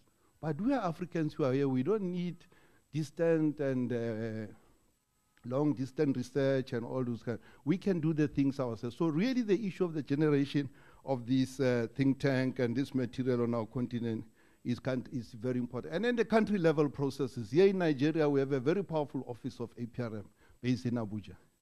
And but now you are going through the primaries and the elections, and our offices are affected because people are looking at careers, they are looking at the lot of other things and so on. But really that's where the strength of the APRM lies, at the country level. at the country level to make sure that we have a very strong country level follow-up mechanism or national offices of APRM, APRM cadres, APRM militants, to follow up nationals working with their own governments to improve governance in their own countries. And the good thing that we always fight for when you go and meet the authority is to say you have to fund your own nationals, not wait for Western NGOs to come and fund opposition parties and opposition elements to overthrow you. Fund your own people, your own national structures to help you strengthen governance in your own countries. So that's really the role of an APRM. Peter, when he was a minister, of course, now he's governor. I hope he's not less. Still important nonetheless. When he was the minister, he's the one who pioneered APRM in Kenya and set up the national APRM office, one of the best and the strongest, very well resourced financially in terms of budget, and also top Kenyan nationals there who are very good technically, who are leading the APRM processes in. So even here in Nigeria, you have a very powerful office there led by competent Nigeria. So really that's what we need, strong APRM national offices of nationals working with their own governments to strengthen governance in their own countries, not foreign elements who are funded by external agencies with some sinister agendas. And then, of course, finally, Mr. Chairman, I want to say the issue that's going to have to deal with, will rely on the wisdom of our elders, is how you balance integration of the APRM into the African Union versus our autonomy. Currently, we are supposed to be funded by our member states, but they don't pay. I may not have a salary next week, so I'm going to be coming and knocking on some doors and asking for some money. I hope some generosity will be out there. Our member states, they want to own the APRM, and they are very serious about it, but they don't pay. And I remember when I was new and they were telling me I mustn't go to the Western countries, I must not go to the donors and so on, they are going to take over and so on. One of the senior elders of the continent whispered in my ear and said, Eddie, listen to that, but remember they are not going to pay. And I didn't believe it, and actually that's the reality. Our countries don't pay very small amount of money annually that we have to use to do the activities of the APRM. Now the reality has dawned upon us. And we are going to ask on our elders to assist us. We are now asking the African Union to take over the budget of the APRM. So now the issue that they are raising with us is that if the AU takes over the budget of the APRM, you are going to lose your autonomy. We say no, we are militants, we are going to fight for our autonomy within the integrated framework. Rather fight for autonomy with a budget or try to celebrate autonomy but without a budget. So really that's the route we are going to, and we are going to be sending delegations to Addis Ababa to make sure that come January we are covered under the budget of the African Union, because member states are very good, they make very good statements, but when it comes to fulfilling their financial obligations to the APRM, it's not always happening. So, Prof, all I wanted to say is that I'm happy to be here. We were all, many of us, touched by you, your generation, by Professor Adedeji, and a lot of us, and to say that Professor Adedeji has left a very strong legacy, even at the APRM office. The only thing we don't have there is to name something after him. Maybe we'll do maybe an office, maybe a corridor, maybe a meeting room. Well, the building belongs to the South African government for now. Thank you. I'm sure we will come back to the busy, because one thing is the ownership of research and all that recommendation, but how the recommendations are implemented, how, I think this is a subject of debate, because for some people, the process now is also hijacked by government to legitimize what they are doing, and they do not implement. Maybe in the discussion we can come back to that. Professor? That was good. Thank you very much, Mr. Chair. I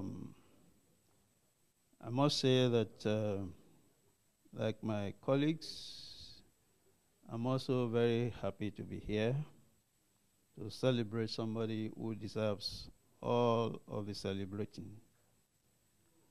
I'm also thankful to our former heads of state who have graced today's occasion and provided inspiration to the rest of us.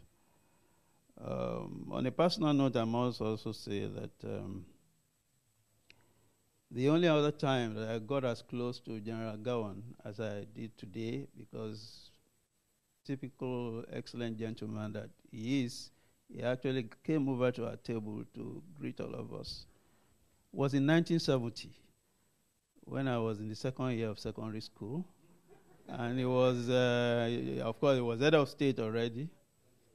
And he was going to open the officers' mess of the 2 division, which was where my secondary school was. And I was corralled into waiting at the gate for the head of state and waving flags. So it's really my pleasure to be with you again today, sir. I want to follow up on what my colleague Eddie, the points that he just made.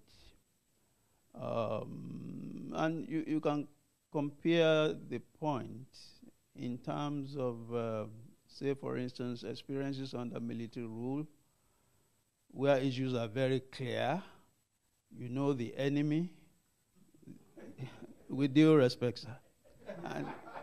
And the enemy knows you. I mean, literally. And then in the post-military era, you no longer know who the enemy is here, because we are all wearing agbada. So the point I want to make is, the person we are celebrating today had a battle to fight.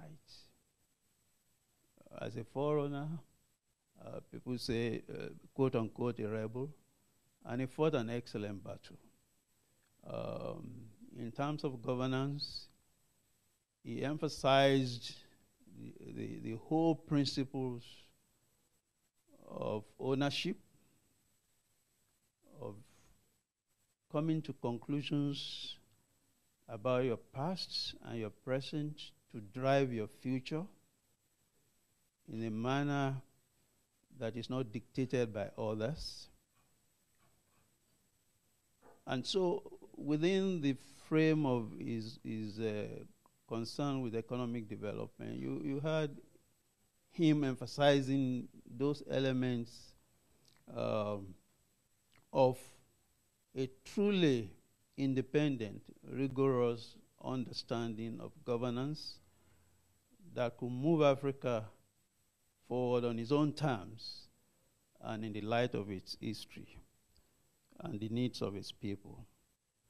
So when you talk about issues of self-reliance, they had and they still have political dimensions, accountability, people-centered development, participation in public life, in policy, and so on and so forth. And then in the context of the 1980s, taking on the entrenched Western institutions and their drive not only to demonize, but also, quote unquote, but also to retrench the state. But I mean, he was able to bring forth a counter-argument based on our experiences about the pivotal role of the state, to say, no, the state still has a role to play, and that governance must be driven by the people. So there was no doubt about that he had a battle to fight, and he pushed forward the necessary ideas and also led critical action to, put the ideas into practice. And this has led to a whole set of ways of thinking that were specifically African, not just parroting the Western dominant ideas of the time, but also led to great institutions and great policies, policy decisions and policy in the pursuit of the necessary governance framework for Africa to get economic management and public management correctly. So in that context of the ideas that he pushed and the framing of the appropriate institutional environment, we have moved to situations in which we have NEPAD, we have APRM, we have the very fundamental AGR African governance reports in the first decade of this century that have deepened our understanding of the requirements for good governance in the interests of our people and our continent. But the point I then want to make, Mr. Chair, is that, just as Eddie has said, the fact that we seem to have gotten the ideas right, and new institutions and institutional priorities have been laid, and we can see the result, doesn't mean that it's an easy battle ahead for us, because there are still challenges to be faced. And now that it's all among us, I think probably going to be more difficult in terms of building on the legacy of Professor Adedeji. So we still have challenges, as I said. We need to, for instance, I want to quote Professor Ayang Yongo. I don't want to use my own words, because he was talking about the challenges relating to the AU itself. In a lecture he gave, I think around 2013. I hope you remember the quotations, where you said that, well, the AU is strong at the level of aspirations, but weak in the practice of using the values it espouses to advance good governance. That's on the continent. That, I think, is a... You can't remember.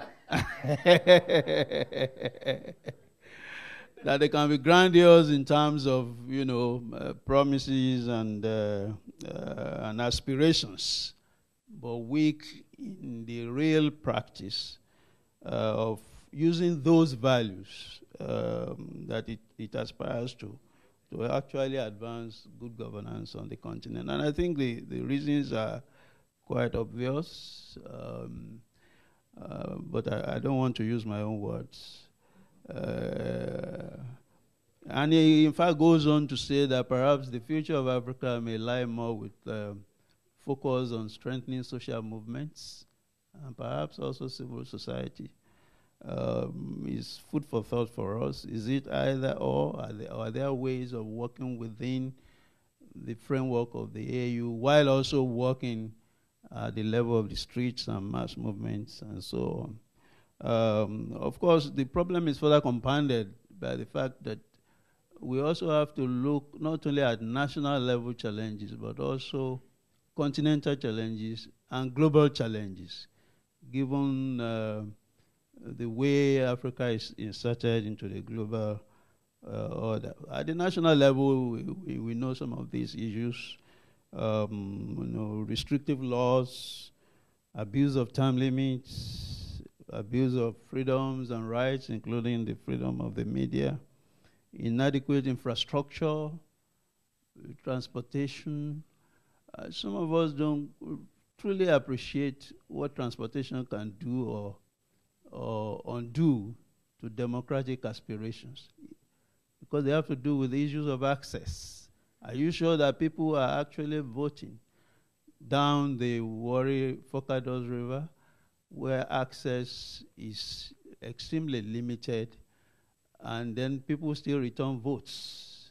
I was really surprised in the early 90s. We were doing some work in the Federal Capital Territory area in Nigeria, and there are places in that, and I'm told that the situation hasn't really changed much. There are situations in the Federal Capital Territory, villages that you cannot access except by the real four wheels, not the fake four wheels. That's in the Federal Capital Territory. So issues of infrastructure, energy, education challenges, health. These have major implications for the capacity of the people to actually, extract good governance and democracy. Again, what are the priorities that remain? And I want to start with the fact that we need to strengthen and direct research, teaching, and learning at the national, regional, and continental levels, and in think tanks, so that we can better contextualize and historicize governance, and have a fuller understanding of governance in the context of our history and the context of our, present context. We need to improve the quality of leadership. Leadership matters in public and private sector governance through selection, tracking, assessment, and succession practices, which will be in addition to competitive elections, so that we can address issues of corruption and some of the other issues I've mentioned, tenure manipulation, repression, as well as the tendency of the elite to focus governance goals on narrow, selfish interests.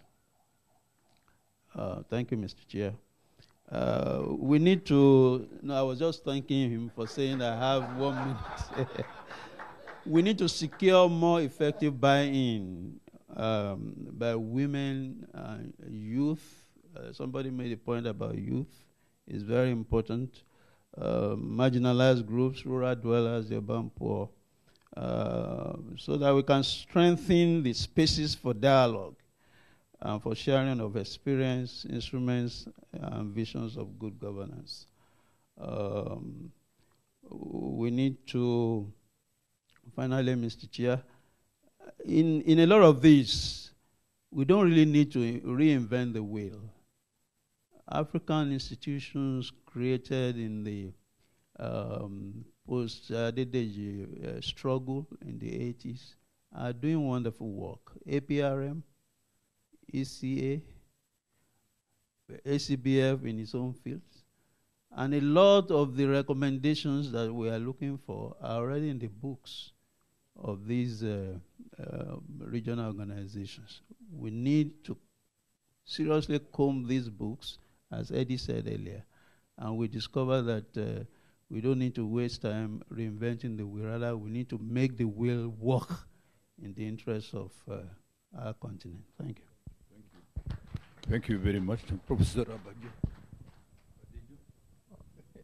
Thank you very much.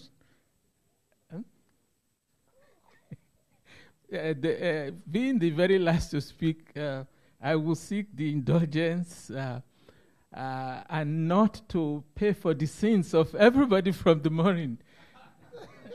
Let me start by recognizing Dr. Gawan.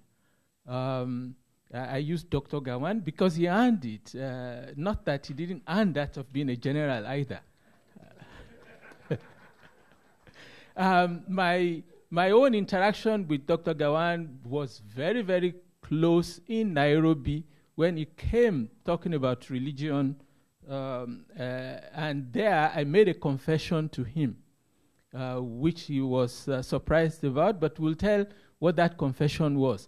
That in February 1975, as an activist in the Student Unionism of Lagos, I was to have been part of a coup to overthrow him at the time. Yes. I had been approached by, of course, you know, Taka Dabo, Taka. So I was approached by Dabo that if he could get the support of University of Lagos students, he had enough troops to take Gawan out. And I said, you are welcome. We met with the president of the union, and when it was to take place, when Dabo was to come and meet the whole students and talk to the students, he was arrested. And that was to have been on February 1st, which those who of that time knew what February 1st meant for university students in Nigeria, Adebayo Day. He was arrested, and we rushed to Gani. We thought that he was arrested because he was to come and talk to us. And Gani said, did you investigate fully what has happened? We said what happened. He's in Kirikiri and all the rest of it. Gani told us to come back. When we went back, Gani told us that he had fraudulently taken money from some woman or whatever. So Dr. Gawan then said to me, I would have forgiven you. I know that he just said it. His beautiful wife was there at the time. He just said it because it would have been out of his hand. The Supreme Military Council would have taken care of it, and I would have been dead.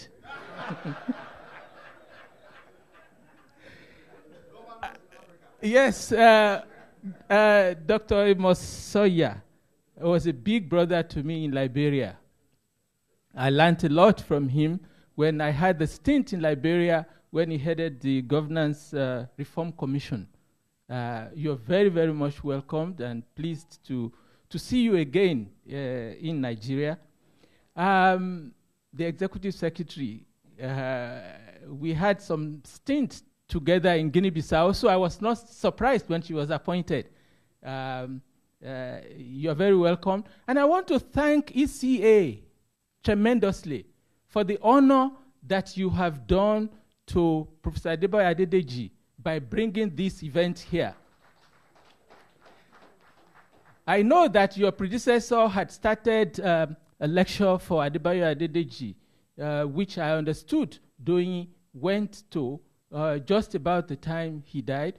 But this is tremendous because the Nigerian government itself has not done anything visibly for Adebayo Adedeji since he died within this country, to the best of my knowledge. Of course, the president issued a statement to that effect. But the fact that we have something of this magnitude to debate further about him, immortalize him, ECA has done tremendously well, and we thank you. I had titled my talk as Beyond, I should have said, all other protocols observed. I had titled it Beyond Adebayo Adedeji, Corruption and Development Challenge in Nigeria/Africa. Adebayo Adedeji started his life. KS spoke in detail. Some of the details that KS had, I had because I was trying to write his biography in 2011 and had several meetings with him. And during one of those meetings, I noticed the fact that he was brought up to be a person of integrity, honesty, and to eschew corruption totally. He told me that in 1954, as learning to be an assistant district officer in Egbado, what's the title now? I've forgotten. The capital. Ilaro, that he had a cousin who was nearby, they were very poor. And then one of the major politicians of the time, Adedeji, came round and brought a politician with him and said, this person will come to see you. What was happening? They were trying to compile the electoral list for the local government elections of 1954. After Adedeji left, this man came back, and all he could afford was to buy a bottle of Coke and share it between his cousin and this Alhaji that came. And when the Alhaji was going, the Alhaji left an envelope and went outside and was going. Then he looked at the envelope, he said, call him back. And he said, you forgot your envelope. He said, no, it is meant for you. He said, what, for me? He said, it is for you, it's for your weekend, 200 pounds. He said, arrest him. It was on a Friday. The man was arrested and kept till Monday when the district officer said he has learned his lesson, let's let him go. So after he had completed the task of the electoral register and now took the list that he had completed to Ibadan to meet the system there. He was told that the resident wanted to see him, the resident officer. He said he was scared that the resident officer wants to see him. That's it. And he got to the resident officer. The resident took me to his office. He said he had been in Nigeria for 25 years and had not come by a Nigerian rejecting a bribe. He repeated with bewilderment that I had rejected 200 pounds, enough to buy a Volkswagen car. He wanted to know if a white man inculcated discipline in me. I was upset, but said Nicholas was neither white nor black. Nicholas was the principal of Ijebu Grammar School at that time, a mulatto, said was neither white nor black.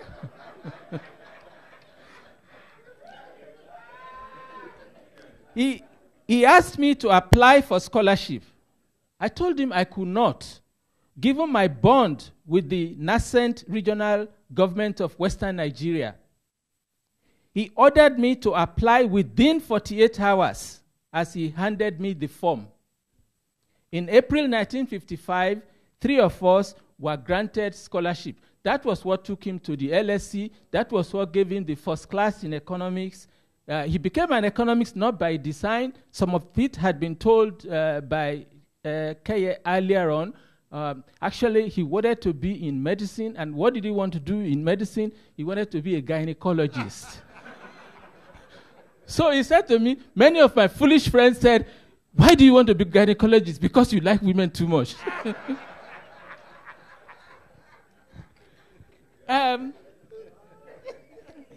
Invariably, I personally feel sad that Temitope Professor Shikoya had left, because I wanted to respond to him on the question of the African Continental Free Trade Area. I agree totally with Professor Nnadozie, for the simple reason that we led the negotiations. The president, the Federal Executive Council met, and they approved our going to sign. The president had sent the advance party, and then all of a sudden, even some news media made the mistake in saying the president had left for Kigali, and then all of a sudden, the president did not go. And then he was talking about consultations. Of course, it is good to consult if we have that kind of arrangement they have in South Africa. But my own gut feeling, this is not scientific. Only one man that wanted protectionism changed the president going to Kigali. Only one Nigerian changed the president going to Kigali. And I would want to suggest that by telling that a very little story that those who are Yorubas probably would understand, but I'll try to explain it. The story of Obatala. Obatala is the king of all the deities of the Yorubas. Apparently, Obatala visited, he was going on a long journey, and he passed through a village at night, and everything was dark. So he stayed with the family that he met overnight. He saw that they were very poor, wretched, and he said, how are you people surviving?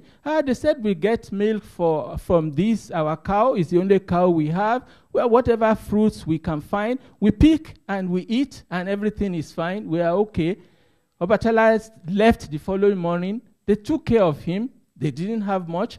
And then he turned around and told one of his aides, go back, carry that cow over the cliff, throw it over the cliff.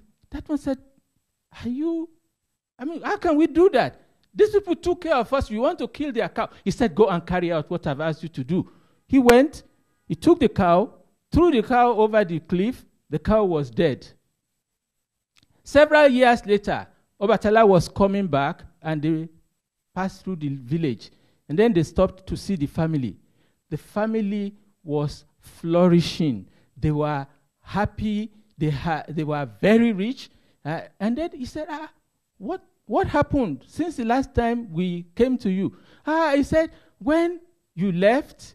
Our cow just went over the cliff and it died. And because it died, we didn't have milk anymore. We didn't have anything to survive. So we started working very hard, and that's how we have been able to acquire all we have been able to. If Nigeria continues to offer protectionism to one single person or a few of them, we will never develop in this country. You will have to pay me, Keye. A ticket to South Africa, then I will tell you. Yes, that is true. On corruption, I will quickly go over the fact that the World Bank defines corruption as the abuse of public office for private gain. The Transparency International equally says that it is the abuse of entrusted power for private gain. I disagree a little bit with all this because they are focused on just the public. You can twist even that of the Transparency International to the private to some extent, but I think corruption is now endemic in this continent, but very, very seriously endemic in this country. I started by noting Adebayo Adedeji, but Adebayo Adedeji in office was not having corruption as a major concern of his. And neither did ECA until probably very, very recently. Adebayo Adedeji achieved so many things. We have been talking about all that all day, but this aspect he left untouched. Why? I have been asking myself, is it because international organizations, I used to work for the United Nations, are always afraid to talk truth to power when it comes to something as burning as corruption? Maybe not. Professor Adedeji is the type that always likes to say it as it is.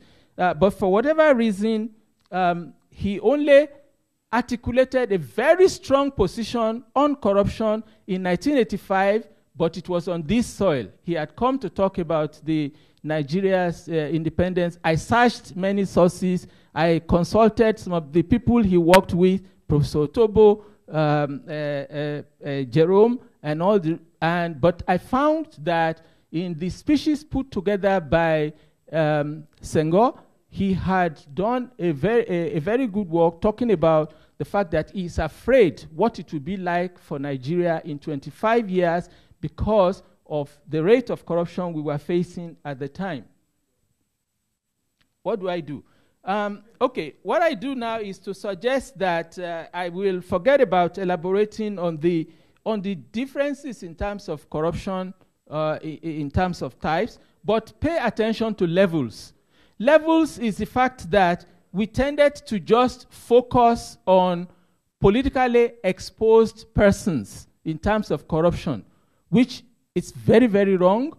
It is important, but we need to do more than that. Institutions, our legislature, our presidency, you want to even look at the president himself. I've always been talking about the fact that what's important is not who is caught, but perhaps look at who and who is benefiting and what is the body language. And that is with respect to our president. He is talking very much about being anti-corruption, but you only need to do some detailed analysis. Why is it that he's now just after 3 years talking about whether or not to continue with the security vote? Part of corruption is still nepotism and all the rest of it. So when you look at the institutions, including the church, especially in Nigeria, we have to take it to the social level, not just focusing on the political and the economic. We must now look closely at what many of these social levels are doing with respect to corruption, the religious institutions, the traditional institutions, in order to... And then structures. Structures are equally important. In that respect, I look at the Nigerian Constitution. The Nigerian Constitution does not allow the declaration of assets because those who are writing it knew that this will happen. They said the legislature should come around and put a law in place to make on who will have access to the assets and all the rest of it. Since 1999, the bill has been there, and it will never be passed because they want the president of the Senate to pass something against himself, which he is being accused and just won in the Supreme Court. I don't want to talk about the impact of corruption, but to call on Dr. Vera Songwe that we hope the ECA will have the political will to do more about corruption. And it is important that the ECA works with the UNDP system on the UN Convention on Anti-Corruption, which is a UN. And when you have presidents who claim that they are fighting it, it provides you the opportunity to say, we are ready to work with you towards capacity building and to come up with a strategy in dealing with Africa. If President Mbeki came up with the fact that we have 50 billion, whatever, outflow annually, then how do we plug it? Since that 215 document, which is a seminal document, what has ECA done in trying to implement to ensure that these outflows are no longer taking place? And what strategy, what model strategy can we put towards the whole of Africa and say that it's time to fight corruption? Fortunately, the African Union is doing that for this year. Fortunately, our president is supposed to be the lead of this process. So it provides you all the opportunity to approach our president, to complement the African Union, to fight corruption. There are very few Nigerian leaders can you talk about. The exception, perhaps, is Dr. Gawan.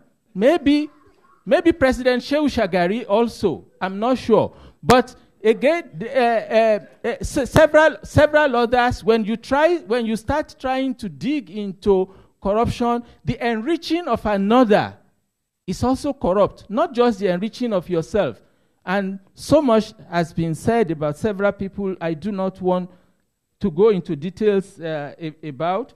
I'm sorry, I'm under a lot of, but I'm trying to say that corruption kills more people than Ebola on this continent.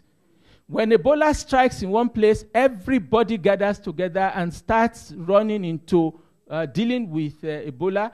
Professor Adedeji ended his life disappointed about corruption, and that is shown at his involvement at the APRM. Jerome shared with me a number of things that they did together that was very strong words against corruption on this continent. And it is now agreed that if we are going to develop in Africa, we must eschew corruption, and there isn't any way out. Self-reliance, self-sufficiency, all that are very crucial, but we must work with many legs if we are to develop in Africa. Thank you very much, Mr. Chairman. I'm very sorry. Thank you. Well, I think this is the one but last session. Therefore, the time is running. Said, I think. How many more minutes we have for? 5 minutes for interactions. Yes. Yeah. Go ahead. Yes, yes, you. Yeah.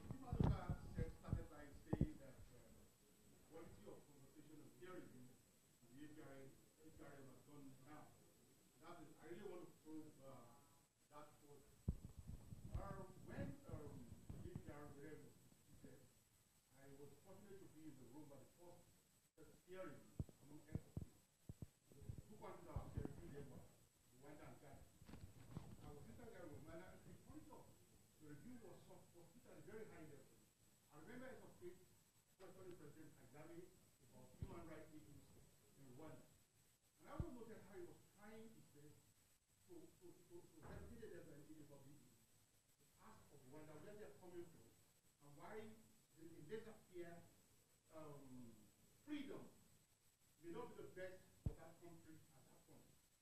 So, before then, before the theory, like I remember Dr. Jalili, former executive director of EC, writing about the APRM, foreign industrialized that right of the Financial Times of London and a couple of other local journals in Africa. We call it Nepal for official gain. That's how the expectation was so high at that point. So how come within the period of a short period, APRM has lost that and has achieved a high level of expectation? My guess, my point, is that a lot of countries are saying that the positive measure. If you look at it in such a way that when it was started, it was supposed to be a voluntary thing, it's actually a voluntary thing. For a long time, only about 13, 14 countries they had a fear at home. Sign on to APRM, this is a positive measure. Donors will not even allow, donor society, accredited for not giving us. And don't forget that a lot of countries depend on us from the Kenyan zone. So, I think in the base of accommodate that a lot of countries just, the APR system, without knowing, lowered the standard. So the challenge now is the APRM wants to be there. It's not to satisfy the standard. It is to make sure that the real issues that you are part of the table. While at the same time you are looking at how we could accommodate the fear of the countries who need help. The APRM is not a positive thing. I was with it at the original inception. And I remember that peer review is one thing. And the next step of peer review is peer correction. So countries need to come up with you are not doing right here. The next question is, how can we help? Not that we are punishing you for what is wrong with you. I think that's one aspect that the APRM system needs to look at. So let's beyond you not performing right in this area, how can we correct that? Do you have the capacity for correcting it? For you to correct it? If you don't, how can we, your peers, help? I think we need to take that serious. The second point I really want to make is someone mentioned the case of reform. There are reforms. African countries are very good at picking what is cost to pick and what not to pick. I'll give you just one example now. A few months ago, there was a report about Nigeria moving on a larger scale, but the use of green people. Abuja praised that report. Oh, the government is doing so well. It's a positive thing. A few months later, there was another report from the government about Nigeria, the corruption index. That Nigeria has gone further down. And the reaction from Abuja was like, when they get the data, reduce that. I was like, all these people are not, they come from separation policies. You don't guarantee them like they are not groceries in the Apple market. The way to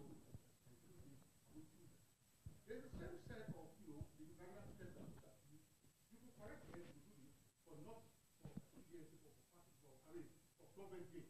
So those are the two points I need to point. Thank you very much. Thank you. Thank you. Well, yes.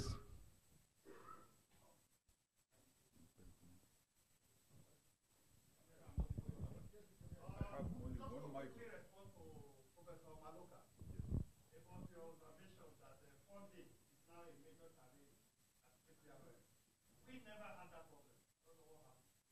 We were banned specifically from people taking any money from government. We were told by the head of state that anything you take money from the government will fire you. So I think we need to re-examine. Maybe we can discuss the modality, how APRM was making money there. Money was never an issue there. So I don't know how population is. I will tell you what to say. That's all. Thank you. Mr. President, we want to. No. Is what okay? Yeah? Yes? Yeah, okay. Yeah. Do you want to respond? It's very quick. I think what Dotum is saying is a brotherly advice. I think we'll take it on board. And what you are saying, part of the money came from two sources. There was the UNDP Trust Fund. The second one was South Africa, Nigeria, and two others were making generous contributions to the APRM at that time. But this has long ceased now. And APRM and UNDP Trust Fund has also been depleted by your missions before you left.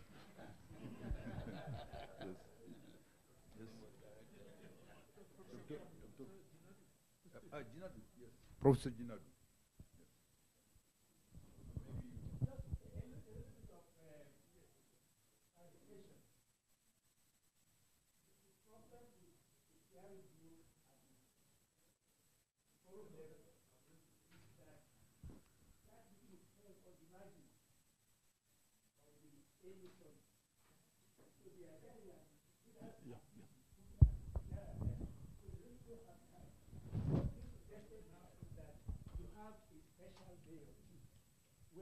Fully debated. But, well, you keep pressure. I mean, that is your alternative that can be put on the table for them. But the point is that they don't have enough time to do because they are attending AU summits.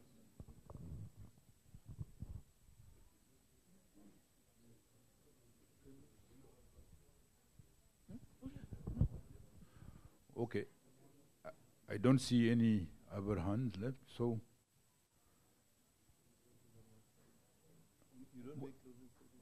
Well, I think this is maybe the last substantive session before the closing. We all agree that this celebration is something which is overdue. When we talk about the Nobel Prize winner in terms of economic thought, surely the contribution of Professor Adebayo Adedeji for Africa in terms of regional integration, in terms of governance, not only it is a pioneering work, but it is something which is essential. We would not say it is a Nobel Prize, but it's an African prize. We should celebrate this son of Africa and his contribution. Today, when we speak of ECOWAS, and when you look at all the institutions in Africa today, including all the structures of the AU, OAU, and AU, in fact, they have borrowed from ECOWAS. The experience of ECOWAS, both in terms of security management, peace and security management, in terms of regional integration, and other regional integration mechanism on the continent. They borrowed from ECOWAS. And all started from his work, his thinking. This is why I said he's a freedom fighter in his own right, and which should be celebrated. And this is why we have to commend ECA and my sister Vera. This is a challenge for ECA to continue this work. And I have followed the work he has done for decades at ECA. And why ECA is so important for the African continent today, it is because of what he has achieved during those dark days of structural adjustment program. He had led the reflection how to create an alternative framework for Africa development. And this is why the other institutions came, the World Bank, the IMF, to talk about the social dimensions of structural adjustment, and then all these reforms which have been taken, which has taken place later on. So I think it is important for us to celebrate and to give a more important initiative which will go beyond Nigeria for the African intellectuals, the African progressive movement to recognize this son of Africa and what he has done for the people of our continent. And when we talk about today the NAFTA, we talk about the regional integration at continental level, we owe very much to his thought. And we cannot talk about the transformation of Africa without looking at what I call the Berlin syndrome. We historians, we know what it means. And very much so. Even this issue of continental free trade by itself would not reverse the tendency if there is no real transformation. We can trade between ourselves from country to country, but when the individual countries' economy are dominated by foreign companies, real transformation would not take place. Industrialization cannot take place if we don't have African entrepreneurs, conquering entrepreneurs, not just what we call compradors entrepreneurs.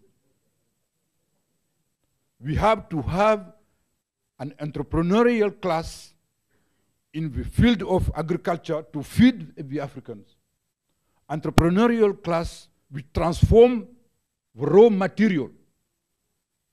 We talk about the youth, the challenge of the youth employment in the continent today. Can we tackle this issue without real industrialization of the country? We talk about infrastructure development. Of course, we can develop infrastructure, but when infrastructure are developed only or built through foreign companies, can we develop Africa? Can we provide employment for young people? No. It is not through foreign companies that we can really provide employment. Our human resources, we have to develop it through secondary education, primary education, secondary education, university education, but it should go hand in hand with economic transformation. I think this is very, we have to have a holistic approach to this issue. And I think this is all about the economic thought of Professor Adebayo Adedeji. May he rest in peace. Thank you.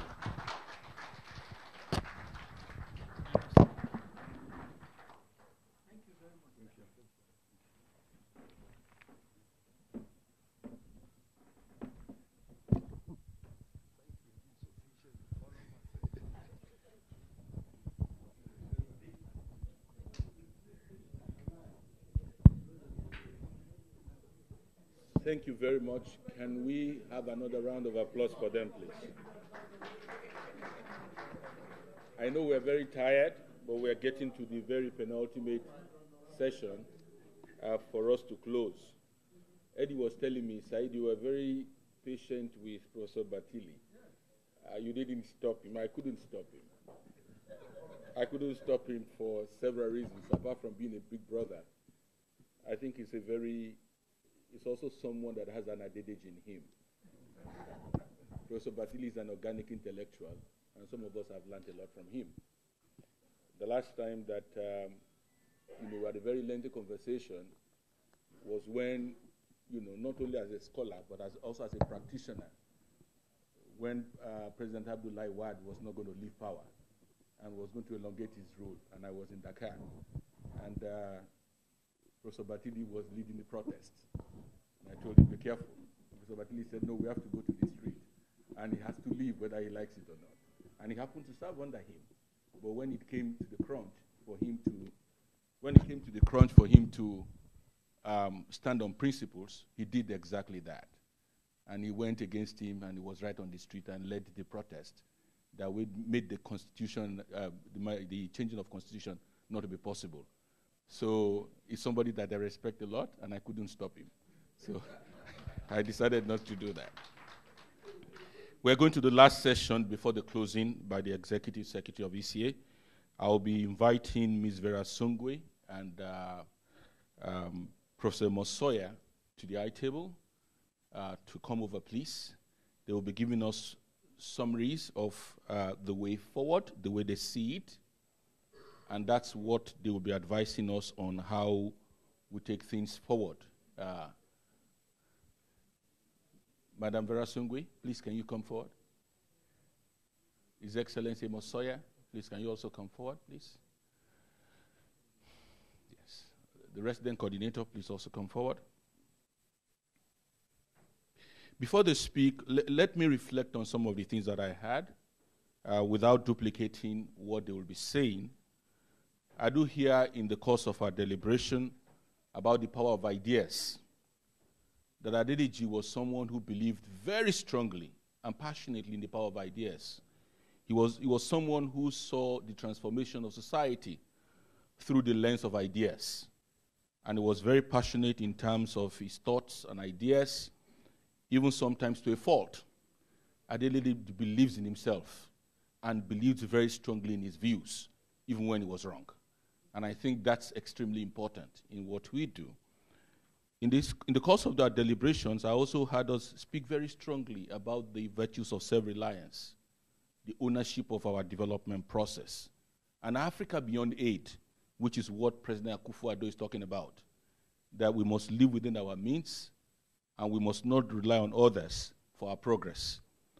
The issue of the African Continental Free Trade Area, the need for us to sign, and the real need for us to ratify for this to kick off.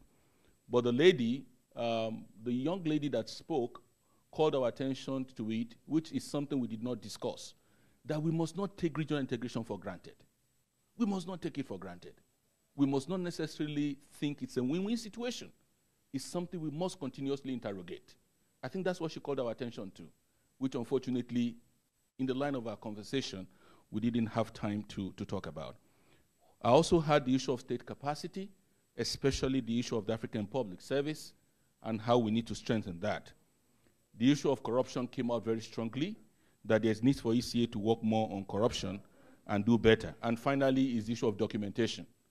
That is important to document this experience that we're having today, which we've taken on board and we'll do that, and probably consider the idea of engaging in this kind of conversation in moving forward. There's the annual Adedeji lecture, but there's conversation going on internally in ECA on some other things that we could do in this respect. On that note, I will call on my boss, Ms. Vera Sungwe, to give our reflections on how we move forward. Madam, you want to sit?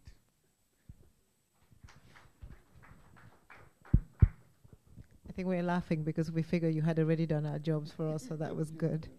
But thank you very much for staying for this long and listening to the conversation. I think just very quickly, we have gotten a lot of suggestions of what ECA should and should not do going forward. I think in the interest of time, we will say that we're going to take all that under good advisement, and we're going to see how we take some of it forward. I think there's a lot of what has been suggested that we're already doing, but let me use this opportunity to just leave with you our 5 strategic directions for ECA as a way of sort of maybe formulating how we want to take a lot of what Professor Adedeji has done and internalize it even more into the system.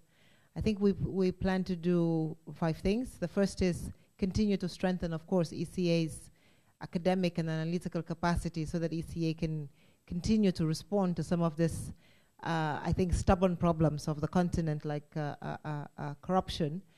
The second one is to work on issues of macroeconomic and structural stability on the continent. How do we balance those? What is it that we need to do? I think we spoke today about Africa's debt and whether Africa should pay interest. I believe that if you borrow money, you should pay. So maybe we should think about how we borrow better, or how we manage our resources better and not then borrow and not pay. Because I think there's only one country in the world today that is doing that, that's Argentina, and I don't think that we want any African country to be in that basket. So we need to find some other way of having better discipline of our resources and using it in a different way. The third strategic direction that we will be putting in place is basically innovative financing, and I think that President Kappa talked a lot about that today by saying he doesn't really borrow, but they use different ways of financing their economies. And the question is, how can we do that? And I think there's different ways in which we can begin to look at what we need to do on the continent to ensure that we can meet the demands of our infrastructure, of our healthcare, which is becoming, I think, a really big and important part of taking care of the human capital that we have and we have so talked about. The fourth strategic direction for ECA is working on transboundary issues. And I think a lot of what we've talked about today as well is part of that whole process. It's the Continental Free Trade Agreement, it's the Sahel, it's migration. These are all issues that do not sort of necessarily stay within any particular boundary, but have implications across the continent in different ways. And we hope that we can work a lot more on them and come up with continental solutions for how we deal with them. One of them that I am particularly keen on working on is competition policy, and this is the next phase of the Continental Free Trade Area Agreement. Intellectual property rights. I think today Nigeria will be taking a lot of young kids to Silicon Valley to go share their ideas. It sounds a priori like a fantastic idea, but those ideas may end up in Silicon Valley and in 5 years will be worth $2 billion, and those kids would never know because they probably cannot register their ideas in Nigeria as they go away. And so we do need to think of how we do that. Today, registering an idea on the continent is almost impossible if you're a young kid who is trying to emerge. And so we want to work on things like that. And finally, the fifth strategic direction is how we take Africa into the international space and bring the international space to Africa. And an example of that is clearly the illicit financial flows discussion. We can fight it, and I think somebody was talking about what ECA is doing. ECA is doing a lot on that front. I think we have about 22 countries today that have signed up to the Tax Transparency Treaty. We need the 55. We have a couple of countries that have not yet signed up to the Yaoundé Declaration, which is basically ensuring that all foreign companies also work with OECD to do work on pricing and price shifting issues. So there's a lot that we're doing, and we'll continue to do that. But we cannot work on those kinds of issues on the continent alone. We need to work with others outside the continent. So these are sort of the 5 strategic directions, and I think anything that you think about gender, health, will fall into one of them, and sometimes they will be falling into 2 or 3 of them. On the issue of governance, we have renamed our macro division to macroeconomics and governance because we believe that corruption is, again, a stubborn problem that we need to do. I said this morning that we've created a whole new division on the private sector because we believe that we do need, no country has developed in this world without developing deep private sector, deep capital markets, ensuring that capital markets work. And I think the continent needs to move in that direction as well, and we will do a lot more to do that. Finally, poverty and inequality. We are making it a core and important part of what we continue to do. I wasn't here for the question on the CFTA. It's not a given. It will not be a given if we do not ensure that everybody comes along with it. And so we do need to work hard to make sure that the haves and the have-nots don't meet. And I always quote this statistic, which is that 63 people in the world today earn more than half of the world's population. And I think that is a very, very poignant statistic that we need and must remember. And if you have those kinds of inequalities on the continent, we will continue to have civil conflict. And so we are working on that. The Secretary General, of course, has been talking a lot about the nexus between peace, security, and development. So it's an important part of what we are doing now is looking at issues of peace, issues of security. I think on the continent, we went through a period of stability. There seems to be a little bit of a discomfort coming back to the continent, both on the political side, and we've talked a lot today about Nigerian politics and other kinds of politics. You cannot talk about continental politics in many countries in the way you have talked about it around Nigeria today. And this is a problem and this is an issue. I think somebody mentioned the fact that we have, I think it's 18 to 20 elections coming up in the next 18 months. That is a scare for many of us on the continent because it means that many of the gains that we have achieved could be lost in those processes. We see Burundi and the difficulty in bringing Burundi back to stability, and we can imagine and anticipate what will happen in some of these places. So the challenges ahead are huge. I think that we need to keep our eye on the ball. We need to continue working. Professor Adedeji left us with a lot of work, but he also gave us some sense and some indications of how we take those forward. He has strengthened the ECA, and we believe that with what he left and with the people and the thoughts, maybe we can go to implementation of that.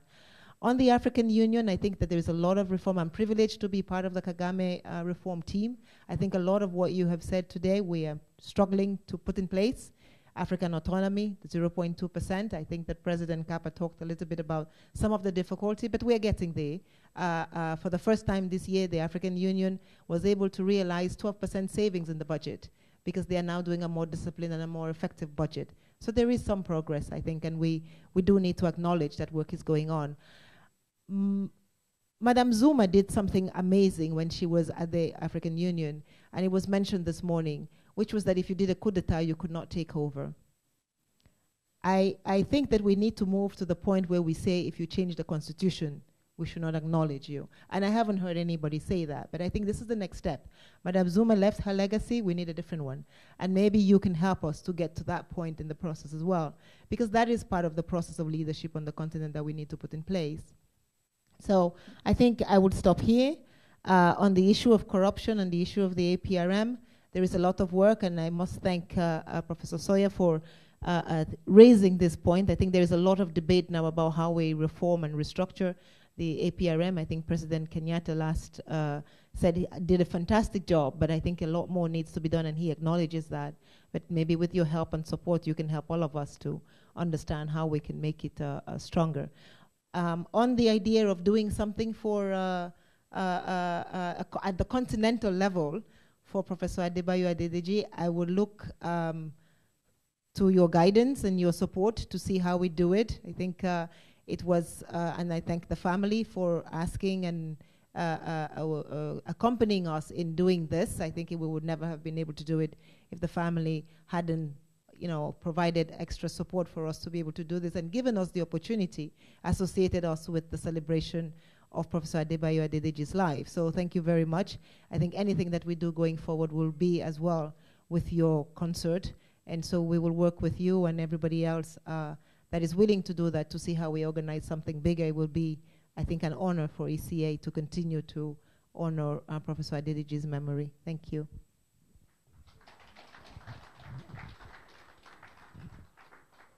Thank you so much, Madam Executive Secretary. Between yourself and what we heard from Said, there is nothing left for me to say. Nothing is left for me to say because I think you've covered the landscape, and thank you very much. Let me just, perhaps where there might be some cracks, not even gaps. I want to go back to what Peter said this morning in his keynote with respect to the efforts of Professor Adedeji after ECA, ACDES. Here was an institution that was set up, a glorious beginning, some initial work, and I think we should find a way to reactivate, of course, with the support of the consent and support of the family, to see if we can move that institution forward. Perhaps as to fill in some of the spaces we're talking about in some of these challenges in addressing them, if not for reflections, as a center for reflections and some forms of analysis on some of the challenges that we have. How we do it, I guess that is something we can have a conversation about moving forward. Ambassador Otomo mentioned also, Otobo, about what he called Adedeji's will future for Africa.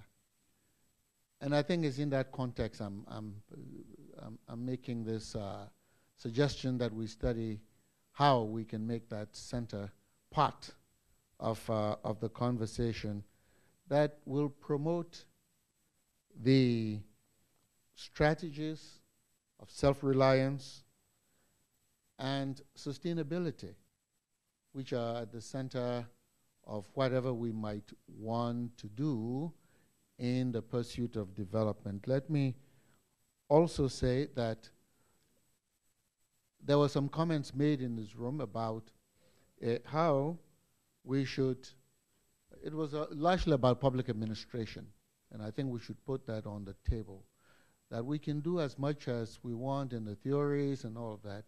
The implementation would rest largely on the bureaucratic apparatus that we set. So training, particularly with respect to the blend of theory and praxis, as we heard from the IFE school and the others who are associated with public administration training, as we examine how we move forward with that.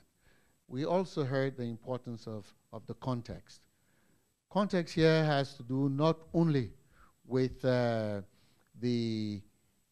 physical environment and all that, and the governance environment, but the fact that, as one of the participants said, this is a youthful population. We have to plan for the future around our young people. And the Executive Secretary has talked about how this is a cross-cutting issue in just about all that we want to do. But we have to emphasize and put particular emphasis in this area as we talk about public administration and the training for the future. My Executive Secretary, I'm happy you ended on the APRM, because I think here again, the governance challenges that we face will continue to be fundamental to how we can move forward. And the APRM will not solve those problems, but as an entity that is set up to assist through monitoring, and now it has responsibilities to do assessments and carry on conversations.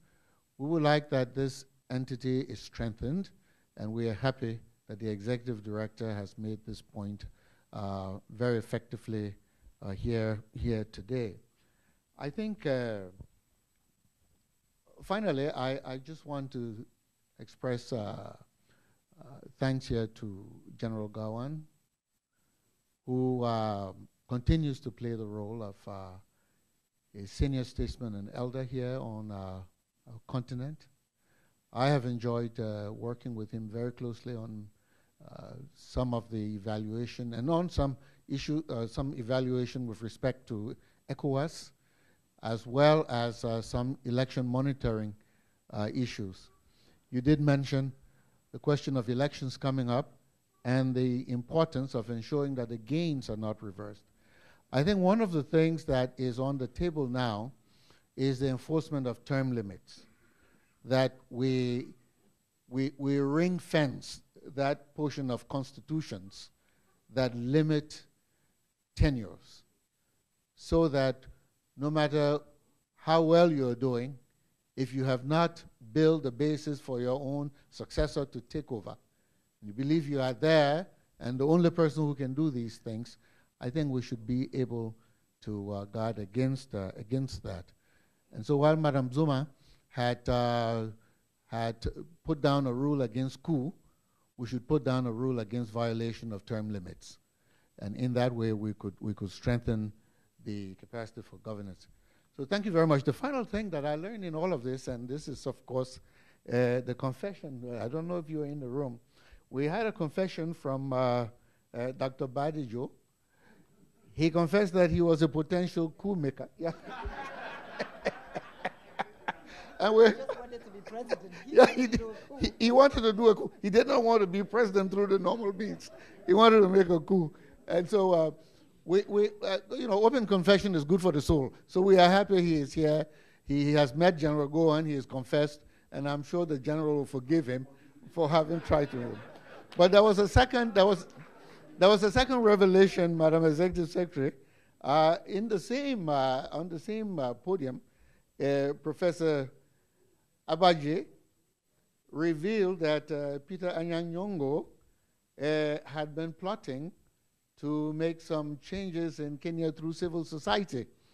He was a promoter of change through civil society organizations, But then, of course, Peter was able to capture state power in Kisumu through the ballot box. He did it through the ballot box, and we think that that is progress. Let's move in that direction further. Thank you so much. I think before I close, I wanted to allow Mr. Kalon, who is, I think, most of the time with you here and a representative of the UN family, and has been, I think, listening to this process and to say something. But he is the one on the ground. He is the face of the UN in Nigeria, and I think a lot of what has been said, at least concerning Nigeria, falls directly in your lap. So that is your terms of reference. Yeah. Thank you very much, Madam, and good evening to this intellectual crowd. I'm privileged to meet today in Nigeria, but most of you have read a lot about you, but I will leave with one big summary. That is the problems of Africa. We talk a lot of economics. We talk a lot of economic development, but we talk little about human development. I think what Dr. Adedeji has left with us is to work on that nexus between economics, economic development, and human development. And inherent in his work is one thing I live with. There's not going to be any peace without development, and there is no development without peace. And colleagues, ladies and gentlemen, there is no peace, neither development, without stronger institutions. That's the task Dr. Adedeji has left for us. And that's the challenge we have in our country, Nigeria, today, and other parts of the continent. I'm at your service. My doors are open. The UN is reforming itself, and I'm looking forward to more engagement with the academia, research, and intellectual group to actually see how we can add value to transformation in Nigeria and maybe to the continent at large. And I will be very much in touch with Madam Songwe after this interaction here today to see whatever we can do here that we can emulate. I live with a big belief that whatever we do small in Nigeria has a big replicating effect in the continent. So there is nothing lost in the ambitions. There are challenges, but I look forward to engage with all of you in those challenges. Thank you very much. It has been a pleasure here being with you.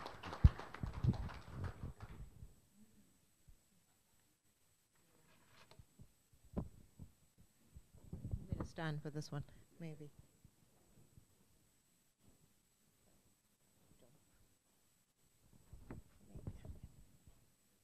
Supposed to do the closing remarks.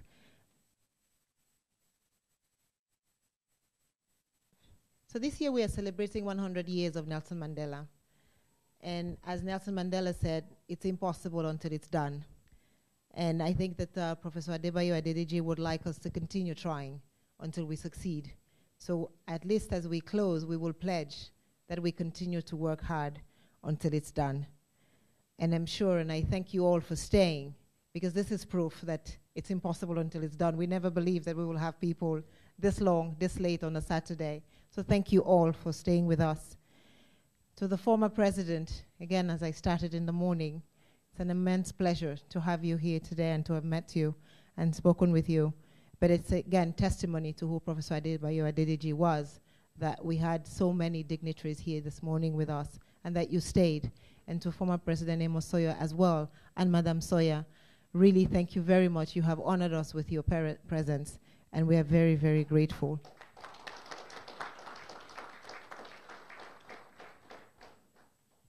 To all the professors in the room, I think this gave an opportunity again, and President Kappa was talking about it, that he met his friends, his subversive friends, and we've learned that they were not only his subversive friends, but we have subversive friends from Nigeria in the room as well. It sounded like a very interesting period and an interesting time when Professor Adebayo Adedeji was working. Thank you so much for continuing to keep his word and to work on issues that he was working on. Thank you for being here. I think one thing that comes out is, yes, we should have that symposium. We need, and maybe if there was a regret, we should have maybe invited students from the universities around Lagos to join us here today. Because as I sat up there and listened to the immense wealth of history, and history is very important, that you put on the table, I just wished that many more people could have the opportunity to have listened to what you said and relate to it in a way that will help us to carry this vision forward. So for sure, we need to do it again. And next time we need to bring the students in so that they can remember to take it forward. But thank you so much for all the thoughts that you have left with us. As ECA, we will take them back with us. We will continue to work on it. We will launch some research projects. And I'm sure that we will call upon you, and please say yes, to come and help us continue that reflection. À vous, Professeur Bacheli, je vous remercie particulièrement parce que je connais combien c'était important pour vous et pour nous aussi de vous avoir ici. Je vous remercie. I want all of the ECA staff to stand up. Come here. Come to the front.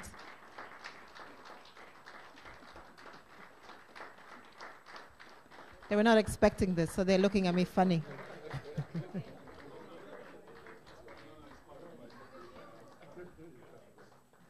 Well, we can get the eggs too, but maybe then the whole room will stand up, so.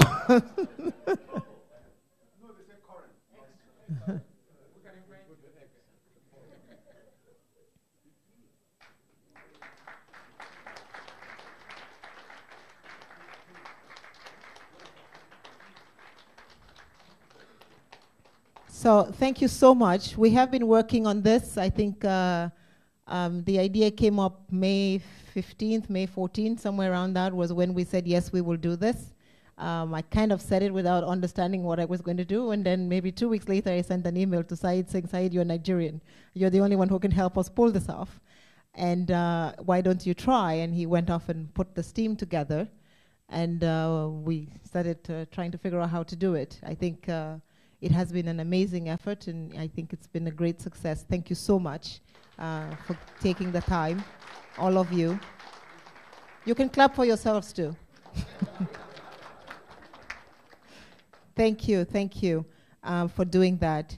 I want to thank the family, again, offer my personal condolences and those of the ECA as a whole to the family. I cannot imagine. I spoke to Doyin this morning. Doyin, where are you? And I said, how did it go? And he said, I don't know. And I said, yes, it's like a wedding. You know, once you get in that church, you forget about everything until the next morning. And then you know that it just happened and it was over. And this was what yesterday was probably like for him. But he was still here today to be with us. And I want to say to the family that they left an indelible mark on the ECA. And we are forever grateful that you shared him with us. It is true that he has left us in flesh, but as we say, the spirit lives on. We know that he will continue to be with you. We hope that this has provided some comfort. It is going to be painful in the beginning.